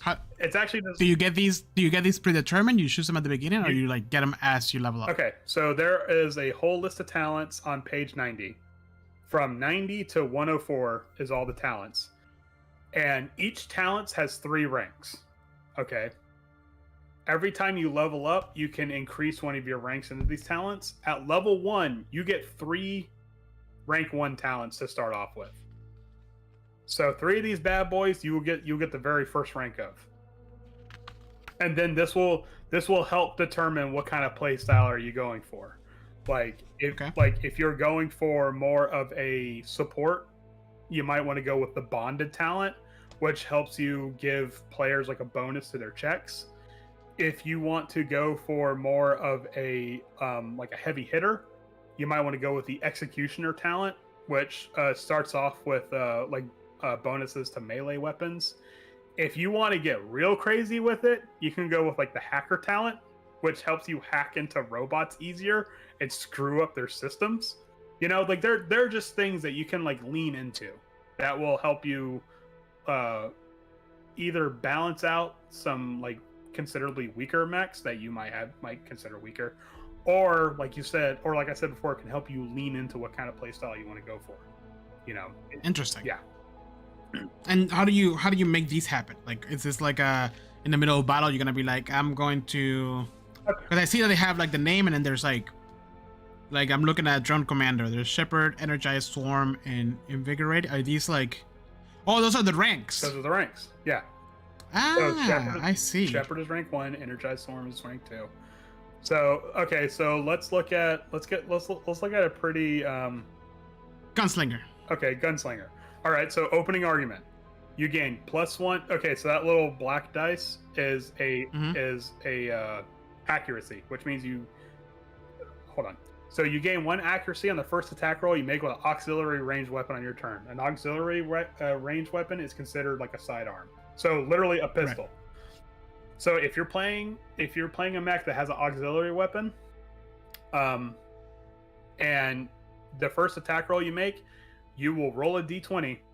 You will add the bonuses based on whatever your mech has for it, and then you will roll a d6 and add that on top of that. That's the opening argument, is an extra d6 on top of your attack roll. So, Interesting. Yeah. Okay. And just so you know, these are talents that only you can do. Later on, your mech can have an AI capability, because you can actually shackle NHPs to your mech and have them pilot it, but they cannot have access to your talents. Only you can do that. Oh, okay. Interesting. And what's really cool... How many talents can you have? You can have, I believe, 3 talents at a time. Okay. So I can see that this can make literally your Lancer very unique. Oh yeah. Whatever combination you decide. Yeah. So that's cool. I like that. Yeah. Oh yeah. And there are some really cool talents out there. So I guess that if I want to arc back to D&D, then that's kind of how you build your class, quote unquote. Okay. Yeah. Cool. Interesting. Yeah. So there's literally no class. It's just whatever talent you want to have and whatever combination you want to have. And like I said, once you mentally divorce yourself from the idea of classes and races and stuff like that, the sky's the limit on what you can do. There is one called the Nuclear Cavalier, which the rank 3 is you open up the fuel rods in your system and you launch them at people. I think it's actually called Here Catch. And you can, that's funny. And you can launch. Can you run out of fuel? No. Okay. Effectively not. So, well, it's okay. That's just there's other questions. So we kind of covered pilot and a little bit of the mech, right? So you get your mech. So you start with the Everest, right? How do you decide to go with, I don't know, what is the IPS North Star? Is that a... Okay, so all right, so you'll have your Everest, and like I said, you don't get license levels until you complete a mission, regardless if there's success or failures. So let's just pick the first IPSN frame, which is the Blackbeard. All right, if you notice, let me get there. It's cool as fuck. 128. Dude, all of these mechs are cool as fuck, man. All right, so I want you to look at where on the actual page itself, you see License 1, Chain Axe, Synthetic Muscle Netting. So, hold on. License 1. I'm looking at where it says core stats and stuff like that. Oh no! Next page. Because actually the core stats don't come into play just quite yet. Oh, I see. Got it. Okay. Okay. So License 1. So here's the thing. Remember when I said licensing is kind of like a loyalty program? They're not going to give you the frame right out the gate, because for IPSN or Smith Shimano or Harrison Armory, this is their bread and butter. They need to know that you can handle the hardware first before they give you the good stuff. So the first license is almost always either going to be a weapon or a system. You're not going to... Right. Okay. So because each corporation, is that what they're called? Corporate. Each of them. Yeah. Yeah. They make not just the mech, but all the... Okay, I get it. Got it. All the weapons. You're getting a Smith & Wesson versus I don't know, a Winchester type thing. Exactly. Got it. So License 1, so if you were going for a Blackbeard, License 1, you would get the Chain Axe and the Synthetic Muscle Netting for the Blackbeard. Now here's the thing. Even though it's for the Blackbeard, you can put on the Everest. There's no saying what you can't put what on. You can have a Smith Shimano mech with IPSN equipment. You can do that. Anything's legal in this world. So license level 1, you'll get the Chain Axe. you'll get the synthetic muscle netting, and then you'll go into combat with this. And what that kind of does, that kind of gives you an idea. Okay, so this is how the Blackbeard kind of works, you know, because the Everest is still, it's a basic mech, but it's also a very safe mech. Like there's no drawbacks to it. So then it's like, hey, you know, you got a little taste of it. Do you want to try the real thing? License level 2, that's when you get the frame. So let's say, okay, so I have level 0, right? Mm-hmm. I finished my first mission. Yep. And I want to go license level 1 with these guys. Okay. Right? So I get the chain axe and the synthetic muscle netting. That's specifically for that frame. Yeah. Okay. Yeah, for these guys, right? The IPS? No. That's specifically for that frame for IPSN. You can pick a frame, any frame that you want.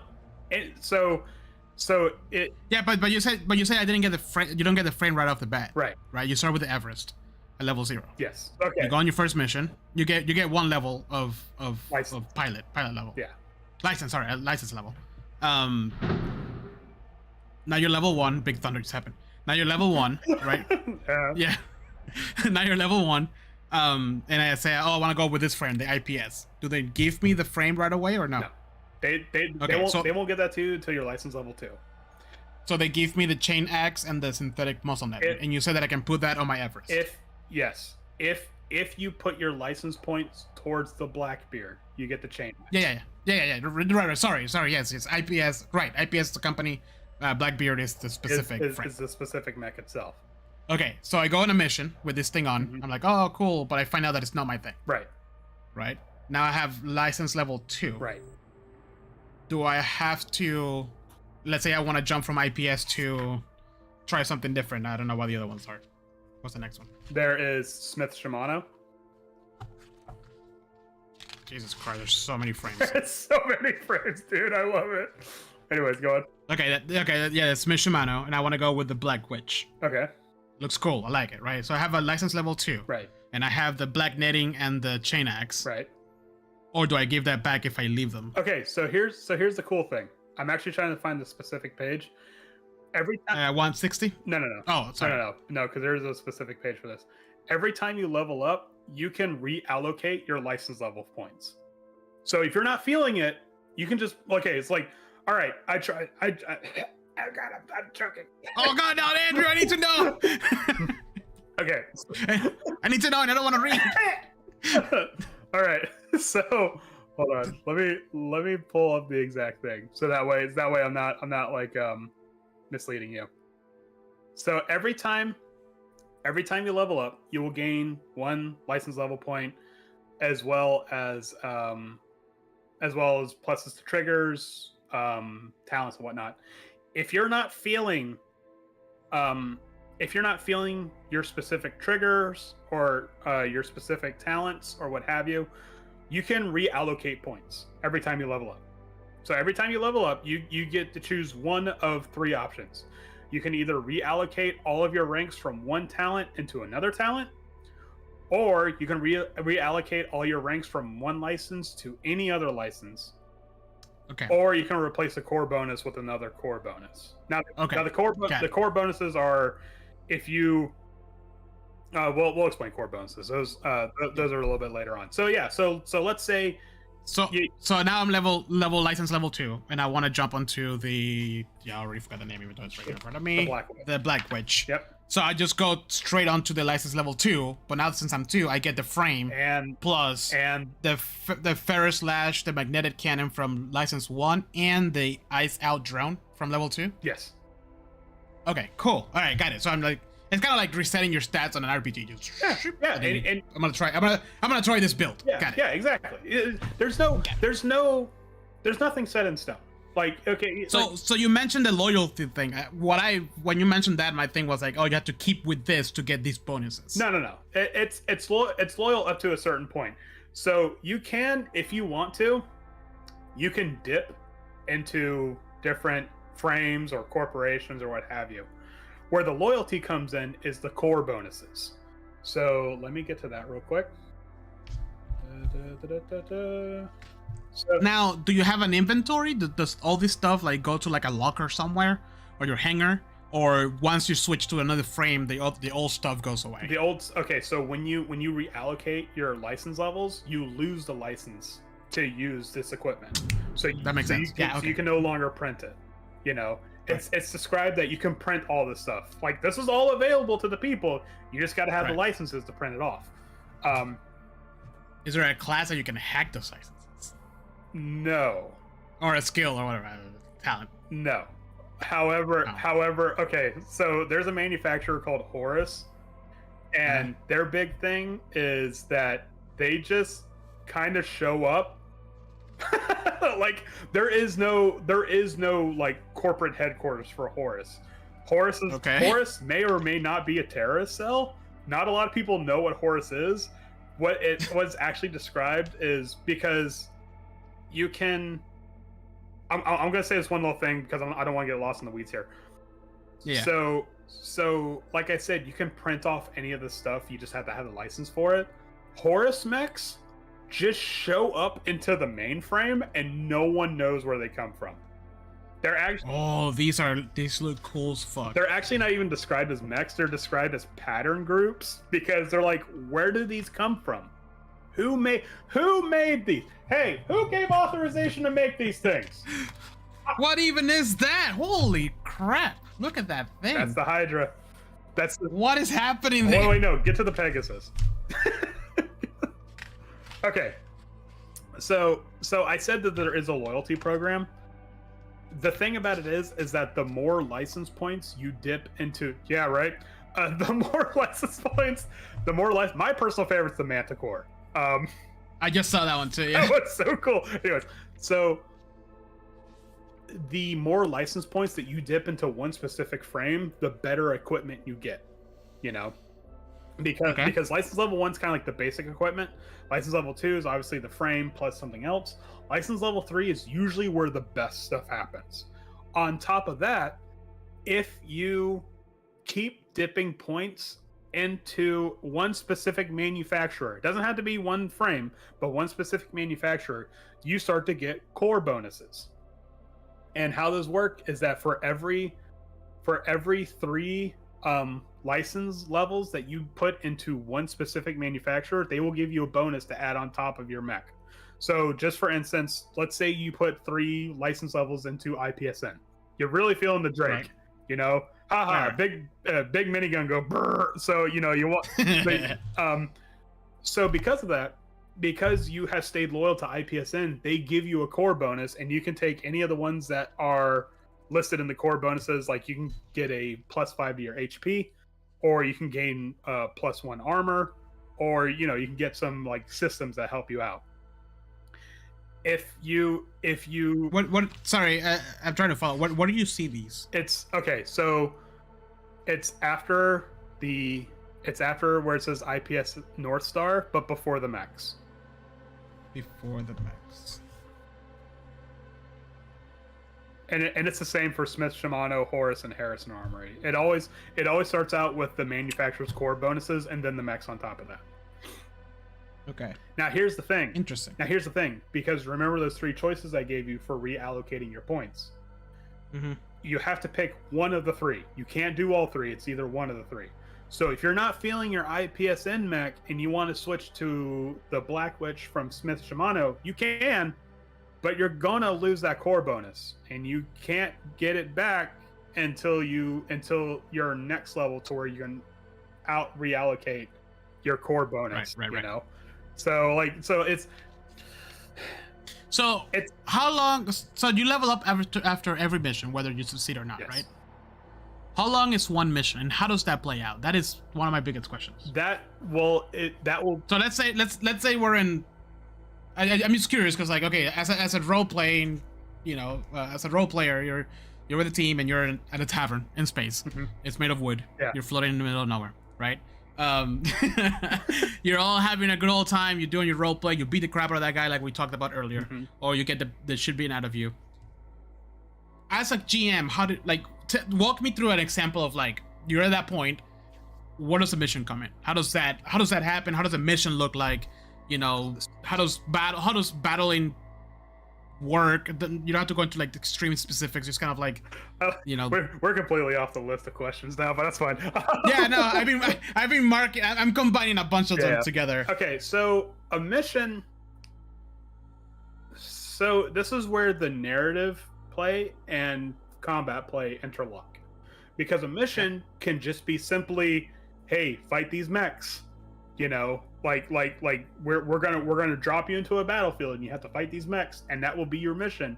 Or it can be something, and that could be like one session, you know, like maybe license level 0 to 1 will just be like, hey, you know, you're going to be the cavalry at the last push for this, you know, people, you know, you're just going to have to fight this final wave and break through so we can, you know, siege the capital or what have you. That will be your first mission. But then later on, a mission can be, it can take multiple sessions. You know, it really all depends on how your you know, like it's just like leveling up in our two separate games. Like, you know, like you give us levels like every other session, whereas me, you have to take a fucking year to level up. So, you know. Yeah. No, but yeah. Okay.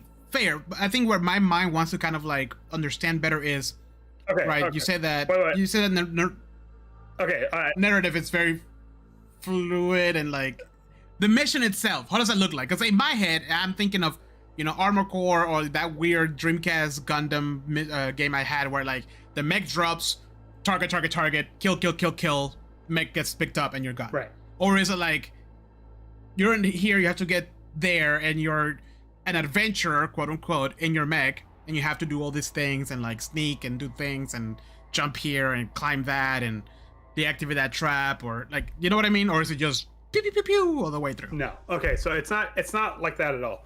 It can be if you really wanted to, but a mission is generally described, you have left civilization, you are going out somewhere with your mech, and your mission is not done until you come back alive. That is generally now, however long that mission will take is entirely up to the GM, what they prepared or what the source material has prepared. But that mission can take one session, it could take 2, it could take 5.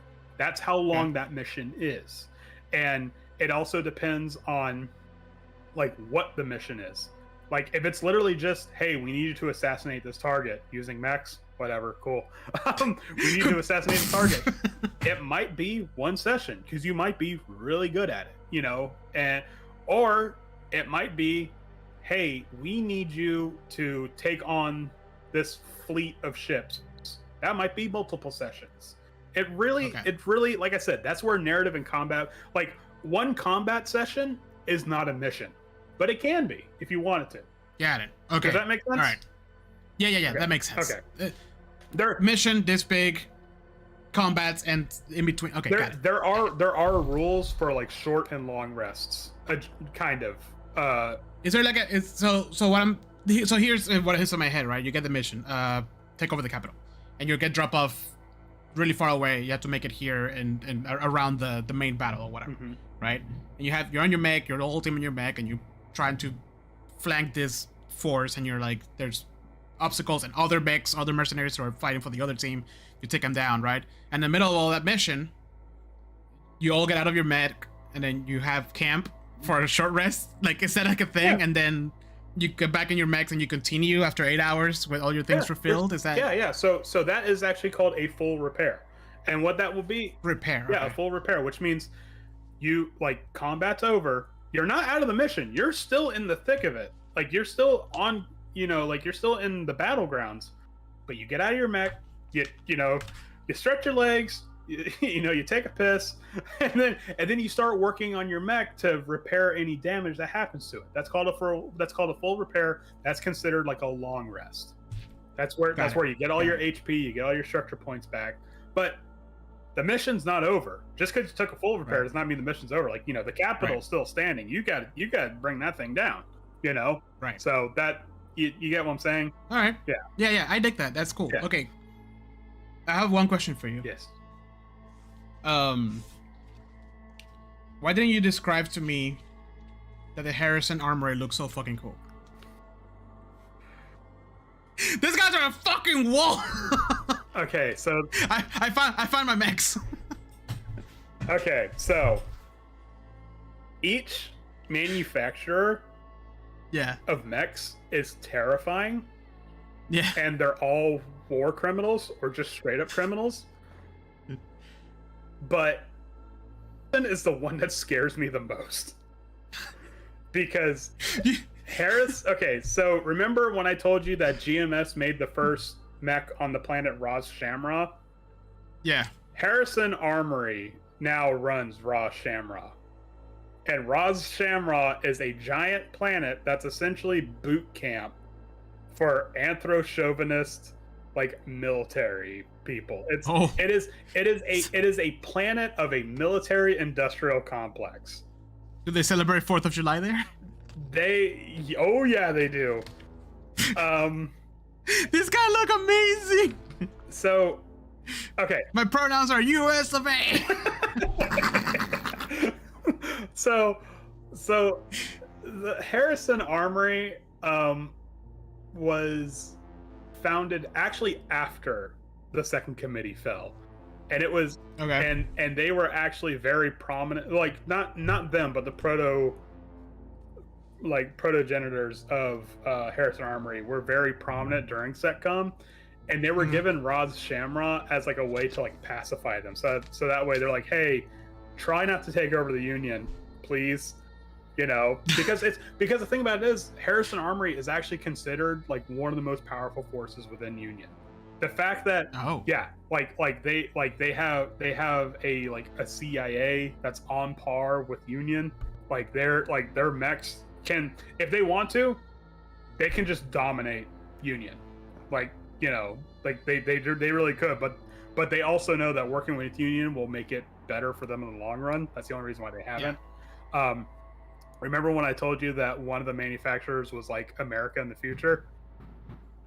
Yeah. As soon as I saw the first mech, I was like, "Yep, this is America." Okay, so if you really want to get into this, each of the manufacturers incorporate one of the mech skills, because there's 4 mech skills, right? These are the stats.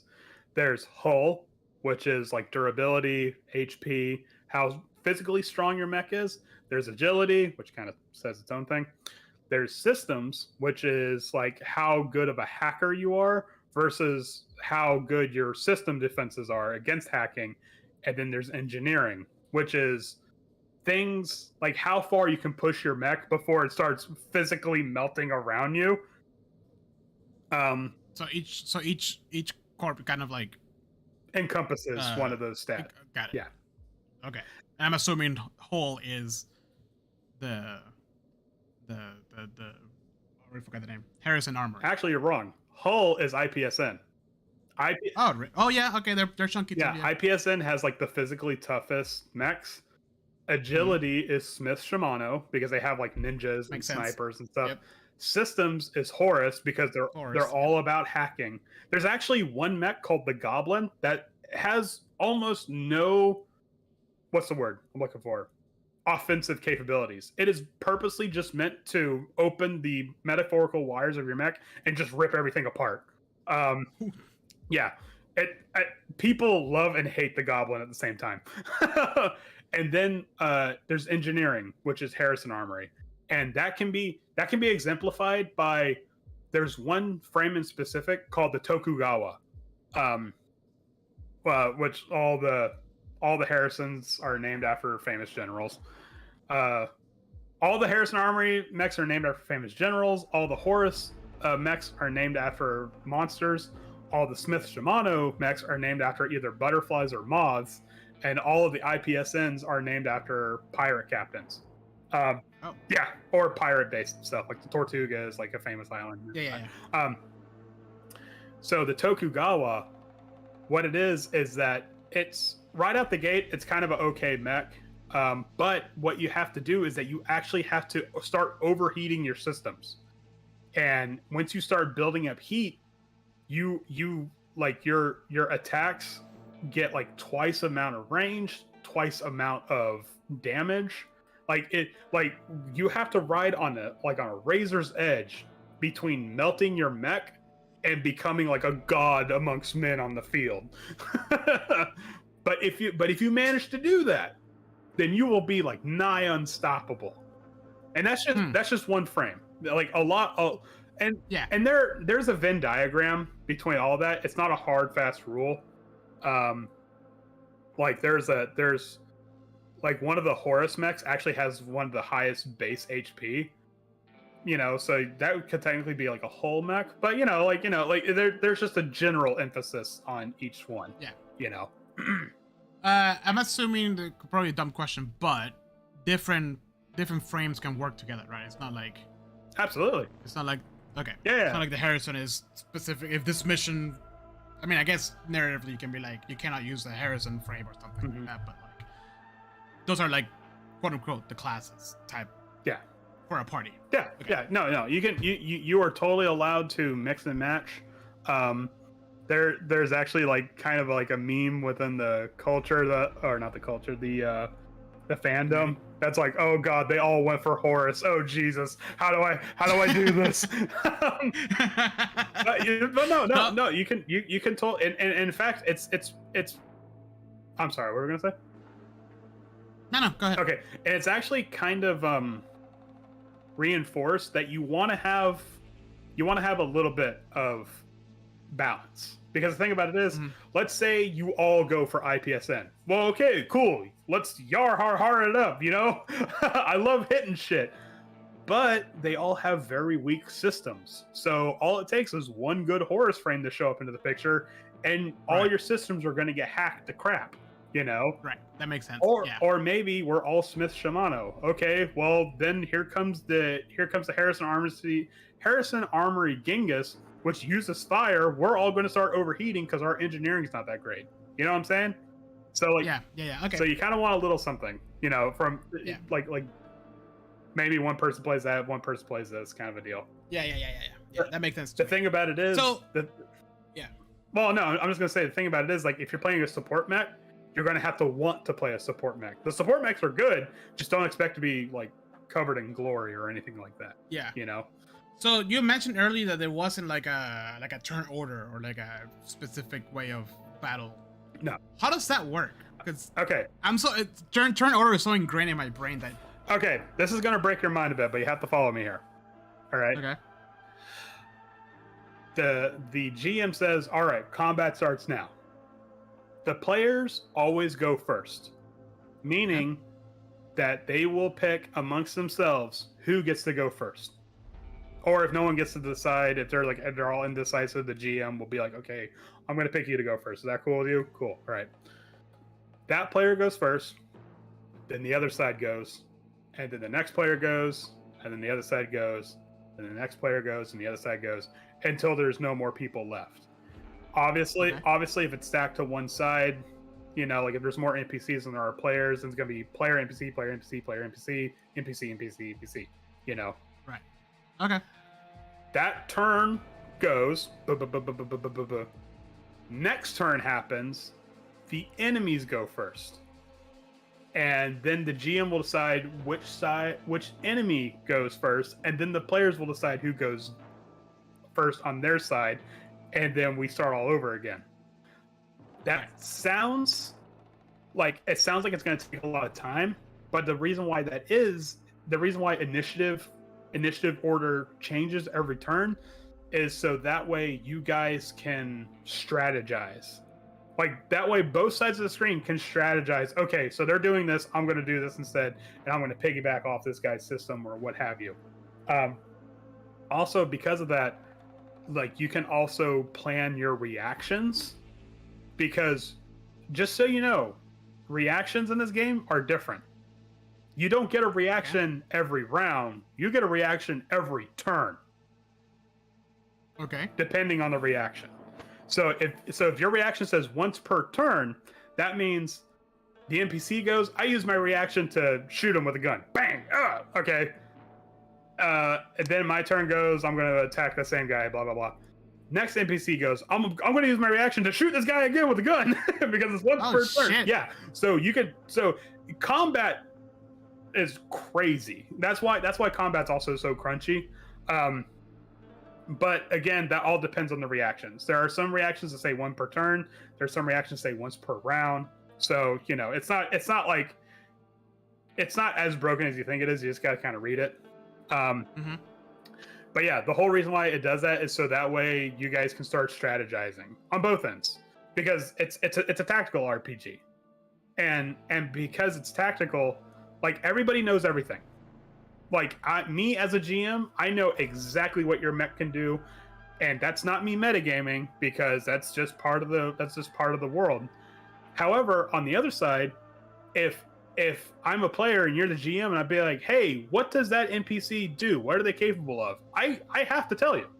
Like, I'd be like, yeah, because I'm assuming they have like access to the internet, quote unquote, and just kind of like model whatever they think, and they pulls everything. Yeah, out. They can scan your systems, be like, oh, hey, it's capable of doing this, and blah blah blah.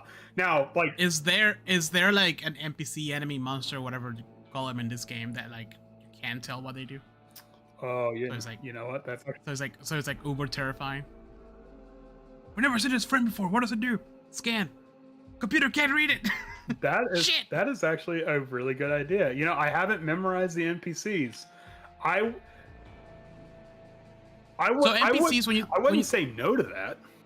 Like, you know, I just think it'll be cool, especially if it's like a really monstrous type thing, you know? Not for all of them, maybe for like a one specific one or something. So you keep saying NPCs, is that like just a term for anything including monsters?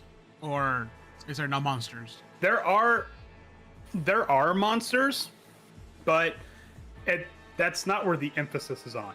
A lot of the emphasis is on mech fighting, which is why I said that's like there is like a lot of your conflict is probably going to come from like political ideologies or just clashing societies or what have you. There is actually the page 284 is where you can start building NPCs, and this is all NPCs all the way down. Yeah. However, on page 324, I said 284, now we're at 324. That's how many fucking NPCs there are, people.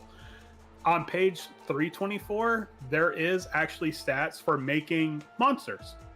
Now, like I said, atrocities. Yeah. Now, like I said, this is intentionally vague, because so that way you're not like stuck, like shackled to one thing, and just like with any other system, you're more than willing to just add stuff on top of that, you know. Right. So but it's more like you fighting a monstrosity would be what's one I'm looking for, would be like an outlier, you know, like if you were to go onto a planet and you find a monstrosity, like that is a big event in humanity where you're like, whoa, hold on, right. hold the phone. Like, did you just see that shit? Like, that would be like a gigantic moment in the narrative, you know, where it's like, you know, fighting a person, oh, humanity is the real evil, you know? Yeah. So let me ask you this, because like there's a lot of things to kind of keep track of, right? Especially for a GM. Is there any tools out there? I know that you just mentioned the what is it called, the CompCon or whatever it's called. Yeah.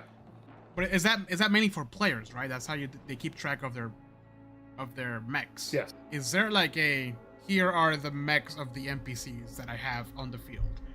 Some quick reference or anything like that the GM can just kind of like look at instead of flipping through the books or so much. So, if I'm not mistaken, you can also use CompCon for NPCs as well.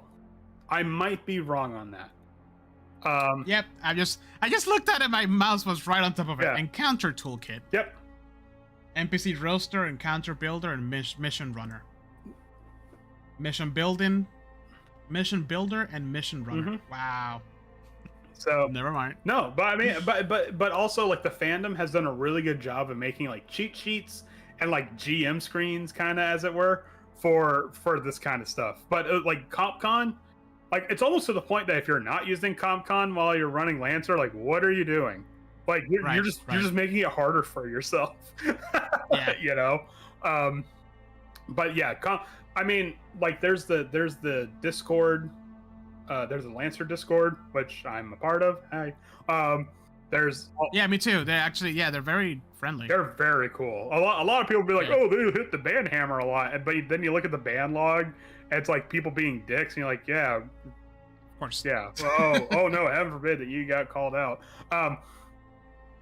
But yeah, there's the Lancer Discord. There's also the Lancer subreddit, which they're all really cool. That's also like a pretty good. It's not as big as the Discord, but it's also a pretty good like resource in terms of like, oh hey, I made this thing for you guys to use for your Lancer campaigns.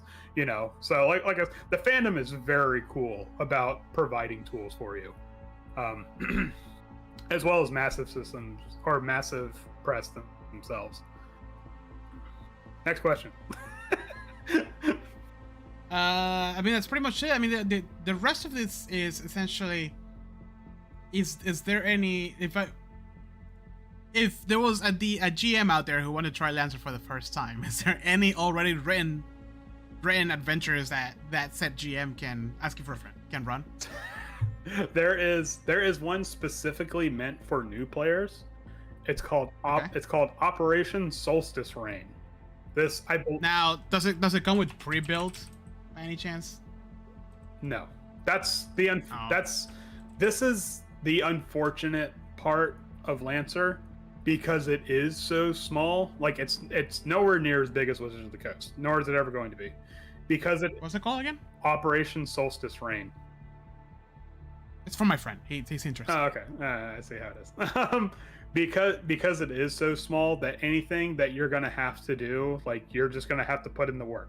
Like, you know, there's right. Okay. Like there might be maps available in Solstice Reign or the narrative campaigns, but like you're just gonna have to put in the work and just put it in there and just really rely on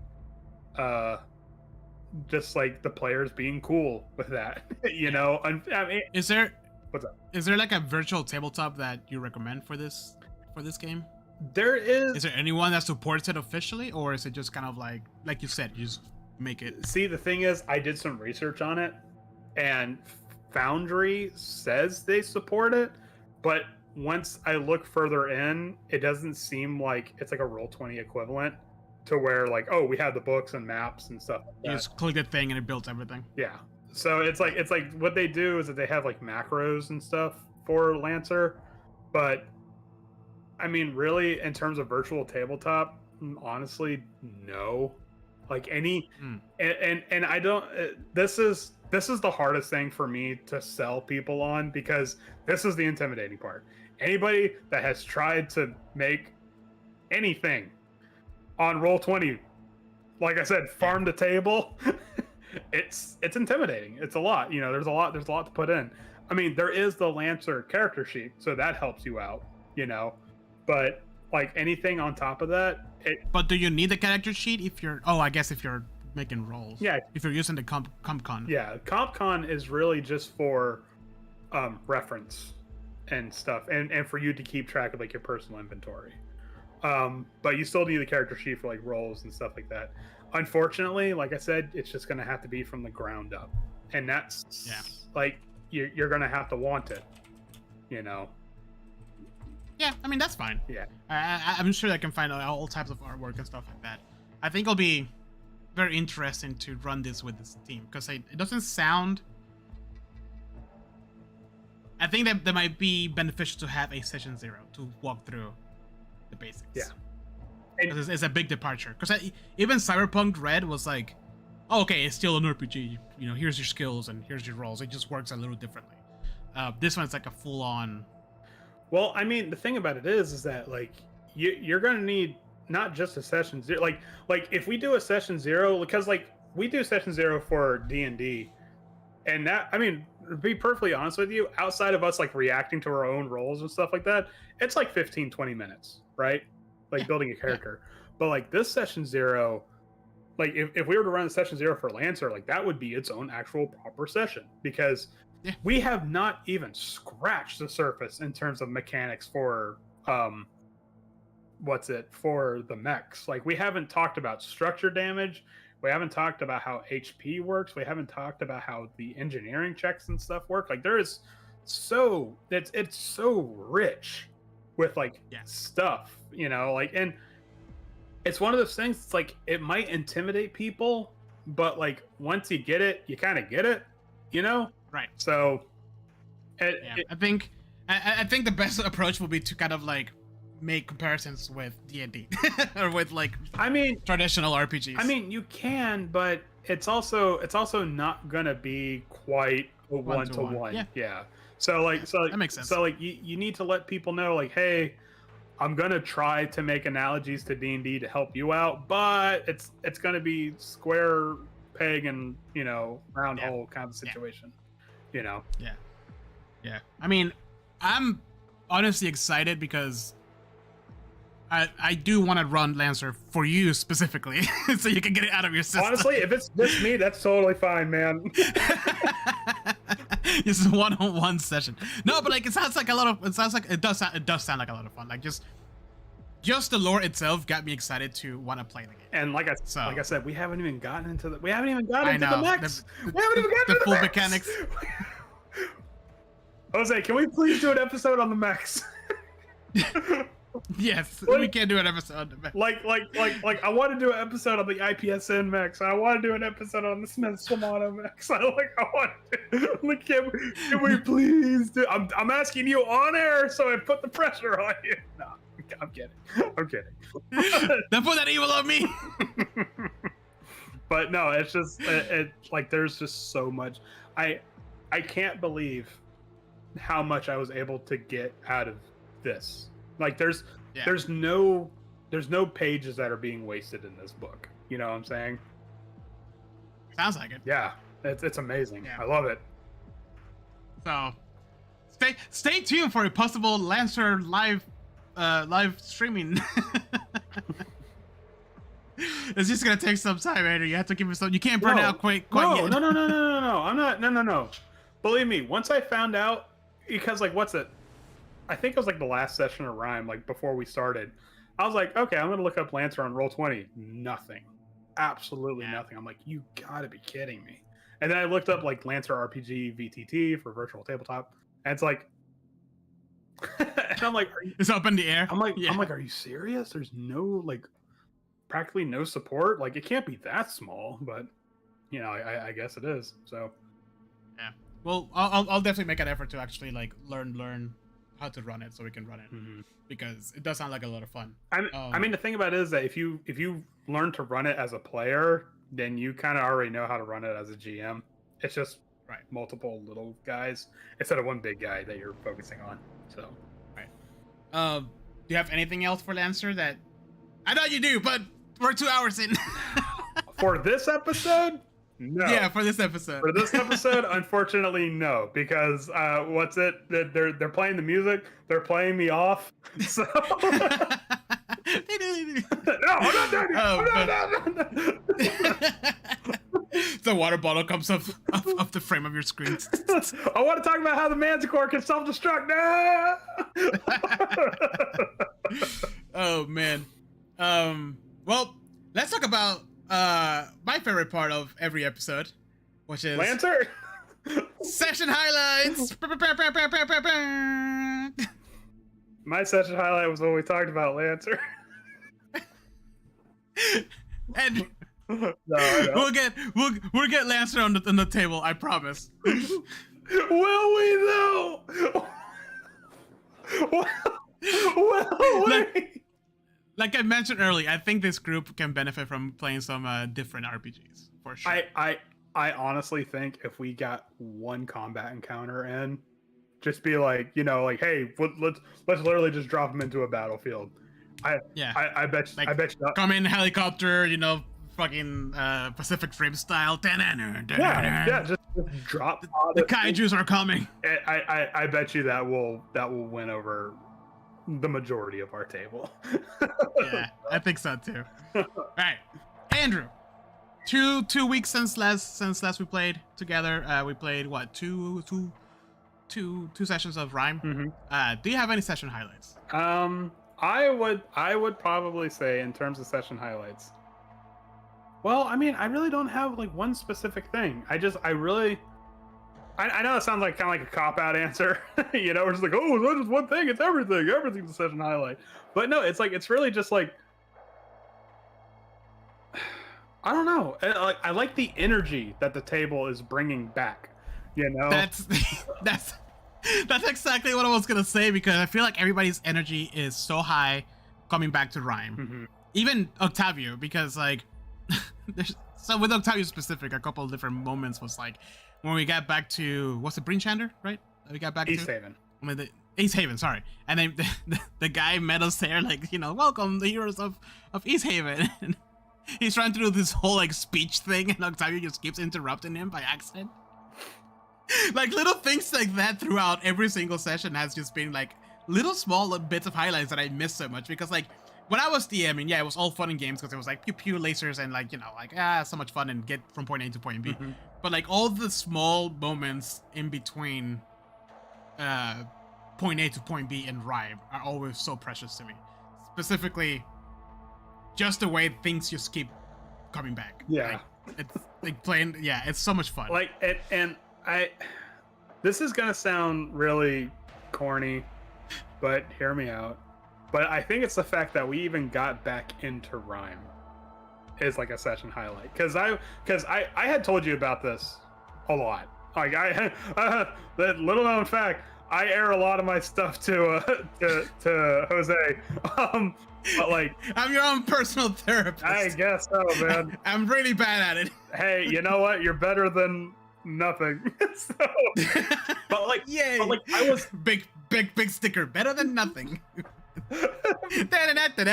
Nintendo seal quality right there. But like one of the things that I was really worried about was that I was really worried that like oh god, now that we've been off of Rhyme for like months now, like are we gonna like lose the momentum? Like that, is people not gonna want to come back to this? Is it gonna be stale? Unbeknownst to me, well, kind of, but you know, hey, whatever. But like a lot of people are like, when are we getting back in the Rhyme? When are we getting back in the Rhyme? You know, it's and it was during the board game weekend thing that like, and this is gonna sound like I'm like patting myself on the back, but it's really not. This actually really helped quell a lot of my fears. But like when you guys were playing Dead of Winter, like it was just me, Robert, and Heather, and they were all just talking about how much they like Rhyme and stuff like that, and how they can't wait to get back into it and stuff. And I felt very validated. Like I was like, oh, thank God. Okay, so it's not like you guys just show up because you got nothing better to do on a Wednesday. No, dude. You know? We're all full. Listen, we're all full adults with like full lives, and like the fact that we all make time on Wednesdays just to come play D&D is a big deal. I know. Even Chris, like he's very busy, and like he's like, yeah, I'll be there. Like that means the world. And that's one of like I was genuinely worried that I was kind of throwing Chris into the deep end, getting him into Rhyme, but he like so far he's kind of matched the group's energy. You know, yeah. like he, I mean, he's obviously not to the point that like the interactions between like Robert and Octavio having like this, you know, like deep heart to heart kind of thing, or like Swift and Beery kind of discussing, but like he's there for it, you know. Yeah. Whether he's genuinely excited, I hope he is, but you know, but the fact that he's there and he's showing up and he's like getting invested into his character, like, you know, like I like the energy that he's bringing to the table as well, you know. Yeah, no, he's you can tell like he's not comfortable like role playing to the level of, not that we're like, and that's fine, SPNs or anything. Yeah, but you like you said, like he's there, he's cracking jokes, he's like saying the things here and there, you know, like like how we were before Robert showed up, you know, like that type of role play where it's not me acting out, is like my character does this type of role play. Yeah. So it's valid, and he's having a good time. I do think that like he's gonna like it even more once we get to an actual confrontation or encounter. Well, that's hopefully gonna happen in the next session. I would be very not disappointed. I'm never disappointed in you guys, but I would be very much questioning if you guys made it to a Dwargar Fortress and next session no confrontations happen. Oh yeah. Oh, okay. Here's a highlight when Octavio was like sweating his ass off, and people were like, because I still have my winter clothes on. And the ring of warmth. Like, why? It's like, are you gonna change? Yeah, I was just waiting to get to an inn. But like I like the I like the fact that like people still remember small details about like certain towns or certain people, you know, stuff like that. And I just really like how in game everyone's catching Chris's character Misha up, just full of just like inane, like, oh yeah, by the way, he doesn't sleep in a proper position. Oh yeah, by the way, you know, this town likes pickpocketing. Oh yeah, by the way. You know? Oh my god, that why didn't we talk about that session? That part of a session highlight. That part of the session that's a session highlight. What? When they're doing the seance. And fucking Alex is like, I want to pick everyone's pocket and then put the money I pickpocket into Ronaldo's pocket. Hold on.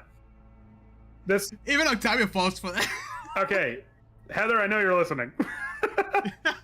I want you to tell Alex to give his character inspiration. Because at the time I didn't realize it, but that was awesome. Yeah, you should probably message. Yeah, I will. I will. Once we're done recording, I'll let him know. But yeah, because Octavio's like, I can't remember. Octavio was just like legitimately trying to like understand what was happening and asking all these questions and throwing Ronaldo off completely from his seance. And then Mittens is just kind of like, I'm gonna pickpocket everybody. And you know, okay, cool. Mittens does that. So he rolls and he does well. And then he later on, as Octavius like role playing with Ronaldo, he's like, okay, now I'm gonna put it all in Ronaldo's pocket. God damn it. Oh man. So good. Okay. So this is gonna sound like I'm being antagonistic, but you have to understand where I'm coming from. My personal session highlight was when the 3 cursed people go to the church to get the blessing and stuff like that. And then I start doing the stuff for Swiss character. Now, you don't know this because you have no way of knowing, but Robert actually messaged me something. And then I'm like, hey Robert, can we go to the whisper chat? And just everyone going, oh man. Like that, to me, that was my personal session highlight. Just, oh, there's some bullshit going on here. Yeah, I also love that the whole part, like the 3 cursed people are having like this really intense like moment at the church, like lifting curses and stuff like that. And then Mittens and Octavio are just having like a spa day. Yeah, just cucumbers on their eyes and stuff like that. Oh man, but no, I'm, you know, like I was hesitant at first, but now I'm excited to get back into Rhyme. We're finally getting to what I consider the cool stuff. You know, damn. So it's only been 2 years. Yeah. That's cool. Well, I mean, don't get me wrong. The rest has been pretty cool. In fact, it's been pretty cold. But get out. Okay. I'll finish the episode without you. But now I feel like we're getting into like what makes D&D, you know? So like I'm very excited for the upcoming sessions and stuff. Yeah. So for sure. Well, do you have anything else, Andrew? Okay, so Horus Mechs, how they come about is thank you everybody who joined us today for another episode. Switch them on us. There's no good guys on the Union. Thank you everybody for joining us today. Hope you had a good time and learned something about Lancer. Please support them. They're, like Andrew said, they're very small, but they're pretty awesome community. I think the PDF is like $25, and it's a lot of information, cool art, cool ideas. Well, it's all there. Not only that. Okay, so if you buy the PDF, all you're getting is the lore. Everything else, mechanics and mechs, that's free. That's free. Oh yeah, that's free $99. Anything if like so like if anyone's interested, go onto Massive Press, get the free book, the free version of the book, and just check it out. And if you really like it, if stuff's like tickling your brain, like, oh hey, what is this? What does this mean? What is that? Then throw them a couple of dollars, and you get like this rich, like in-depth lore. You know? Yeah, and it's beautiful. It's well designed. Like I said earlier, the art is so cool. This whole episode, I've been looking at the art, and I'm like, oh my god, I want that. Okay, I know people are like, oh, you can choose anything else to make your mech look like that, but like, why would you? Yeah, exactly. Super awesome stuff. I remember there's plenty of RPGs out there. And we were making it a mission, Andrew and I, to play other types of RPGs with our table. Damn it. Oh, wait! I forgot to list an online resource, which feels like a crime. Oh, there's a YouTube channel called 11 Dragon Kid. Kid spelled with 2 D's. This guy is like spearheading, like Lancer, like awareness and stuff like that. Like this dude knows everything there is to know about Lancer. Like most of his channel is dedicated to just Lancer stuff. Well, should be like one of the writers. Yeah, right. That'd be something. But what's it? Like he's so well known that like whenever someone like mentions 11 Dragon Kid in the Discord or Reddit, people are like, dude, respect, man. Like that, he's the guy that got me into Lancer. So. Oh, okay. Yeah. Well, now I'm gonna. I just subscribed to it, so I'm gonna probably listen to all his videos. Yep. But yeah. And the best part is that he conveys kind of complicated stuff in a very easy to understand manner. Oh, so he's a good teacher. He's a very good teacher. Like awesome. if I have questions about the book, I go to his channel. Okay, yeah, because I like that. I hate it when they make things kind of complicated, even more complicated. Yeah, You might also want to check out the lore stuff because he does lore. So. Okay. Yeah. Anyways, sorry. That's probably gonna be my. That's probably gonna be my listen for this week. Sorry. Finish the episode. Yes, thank you guys so much. We will be back again in 2 weeks with another episode. I don't know, probably it's gonna be with Heather and another. What was it that we were gonna talk about? Flails? Flail snail, wasn't it? Yeah, I think it was a flail snail. Yeah, either that, because I need some time because I want to make an episode now about Cyberpunk Red and the new version of it because that's another game I want to run. How about this? How about this? I'll make a deal with you. If we do an episode of Cyberpunk Red, can we do another episode on Lancer? How is that a deal? Because we can no. So you can talk about Cyberpunk Red, then we can do a deep dive in Cyberpunk Red, then we can do a deep dive in the Lancer, then we can alternate. Got it. Okay. Okay. Sure. Yeah, we can do that. I lost my train of thought. Damn it, Andrew. You said you wanted to make an episode on Cyberpunk Red. Cyberpunk Red, that's right. Because the one time that we played it was super awesome, and for some reason it's the one video that gives us the most views. Crazy on YouTube. People just keep going at it. But as always, thank you guys for joining us and sticking with us for almost 2 hours. Please make sure to leave a comment, review, stars, whatever it is, on your platform of choice. Also, we are on YouTube, Facebook, Twitch, and Instagram. Make sure to follow us there to keep up to date with our stuff. We're getting back in the groove of our podcast being released on a consistent schedule. So pray for us. Yeah, right. But with that, once again, you guys have a wonderful rest of your week, and as always, keep on gaming.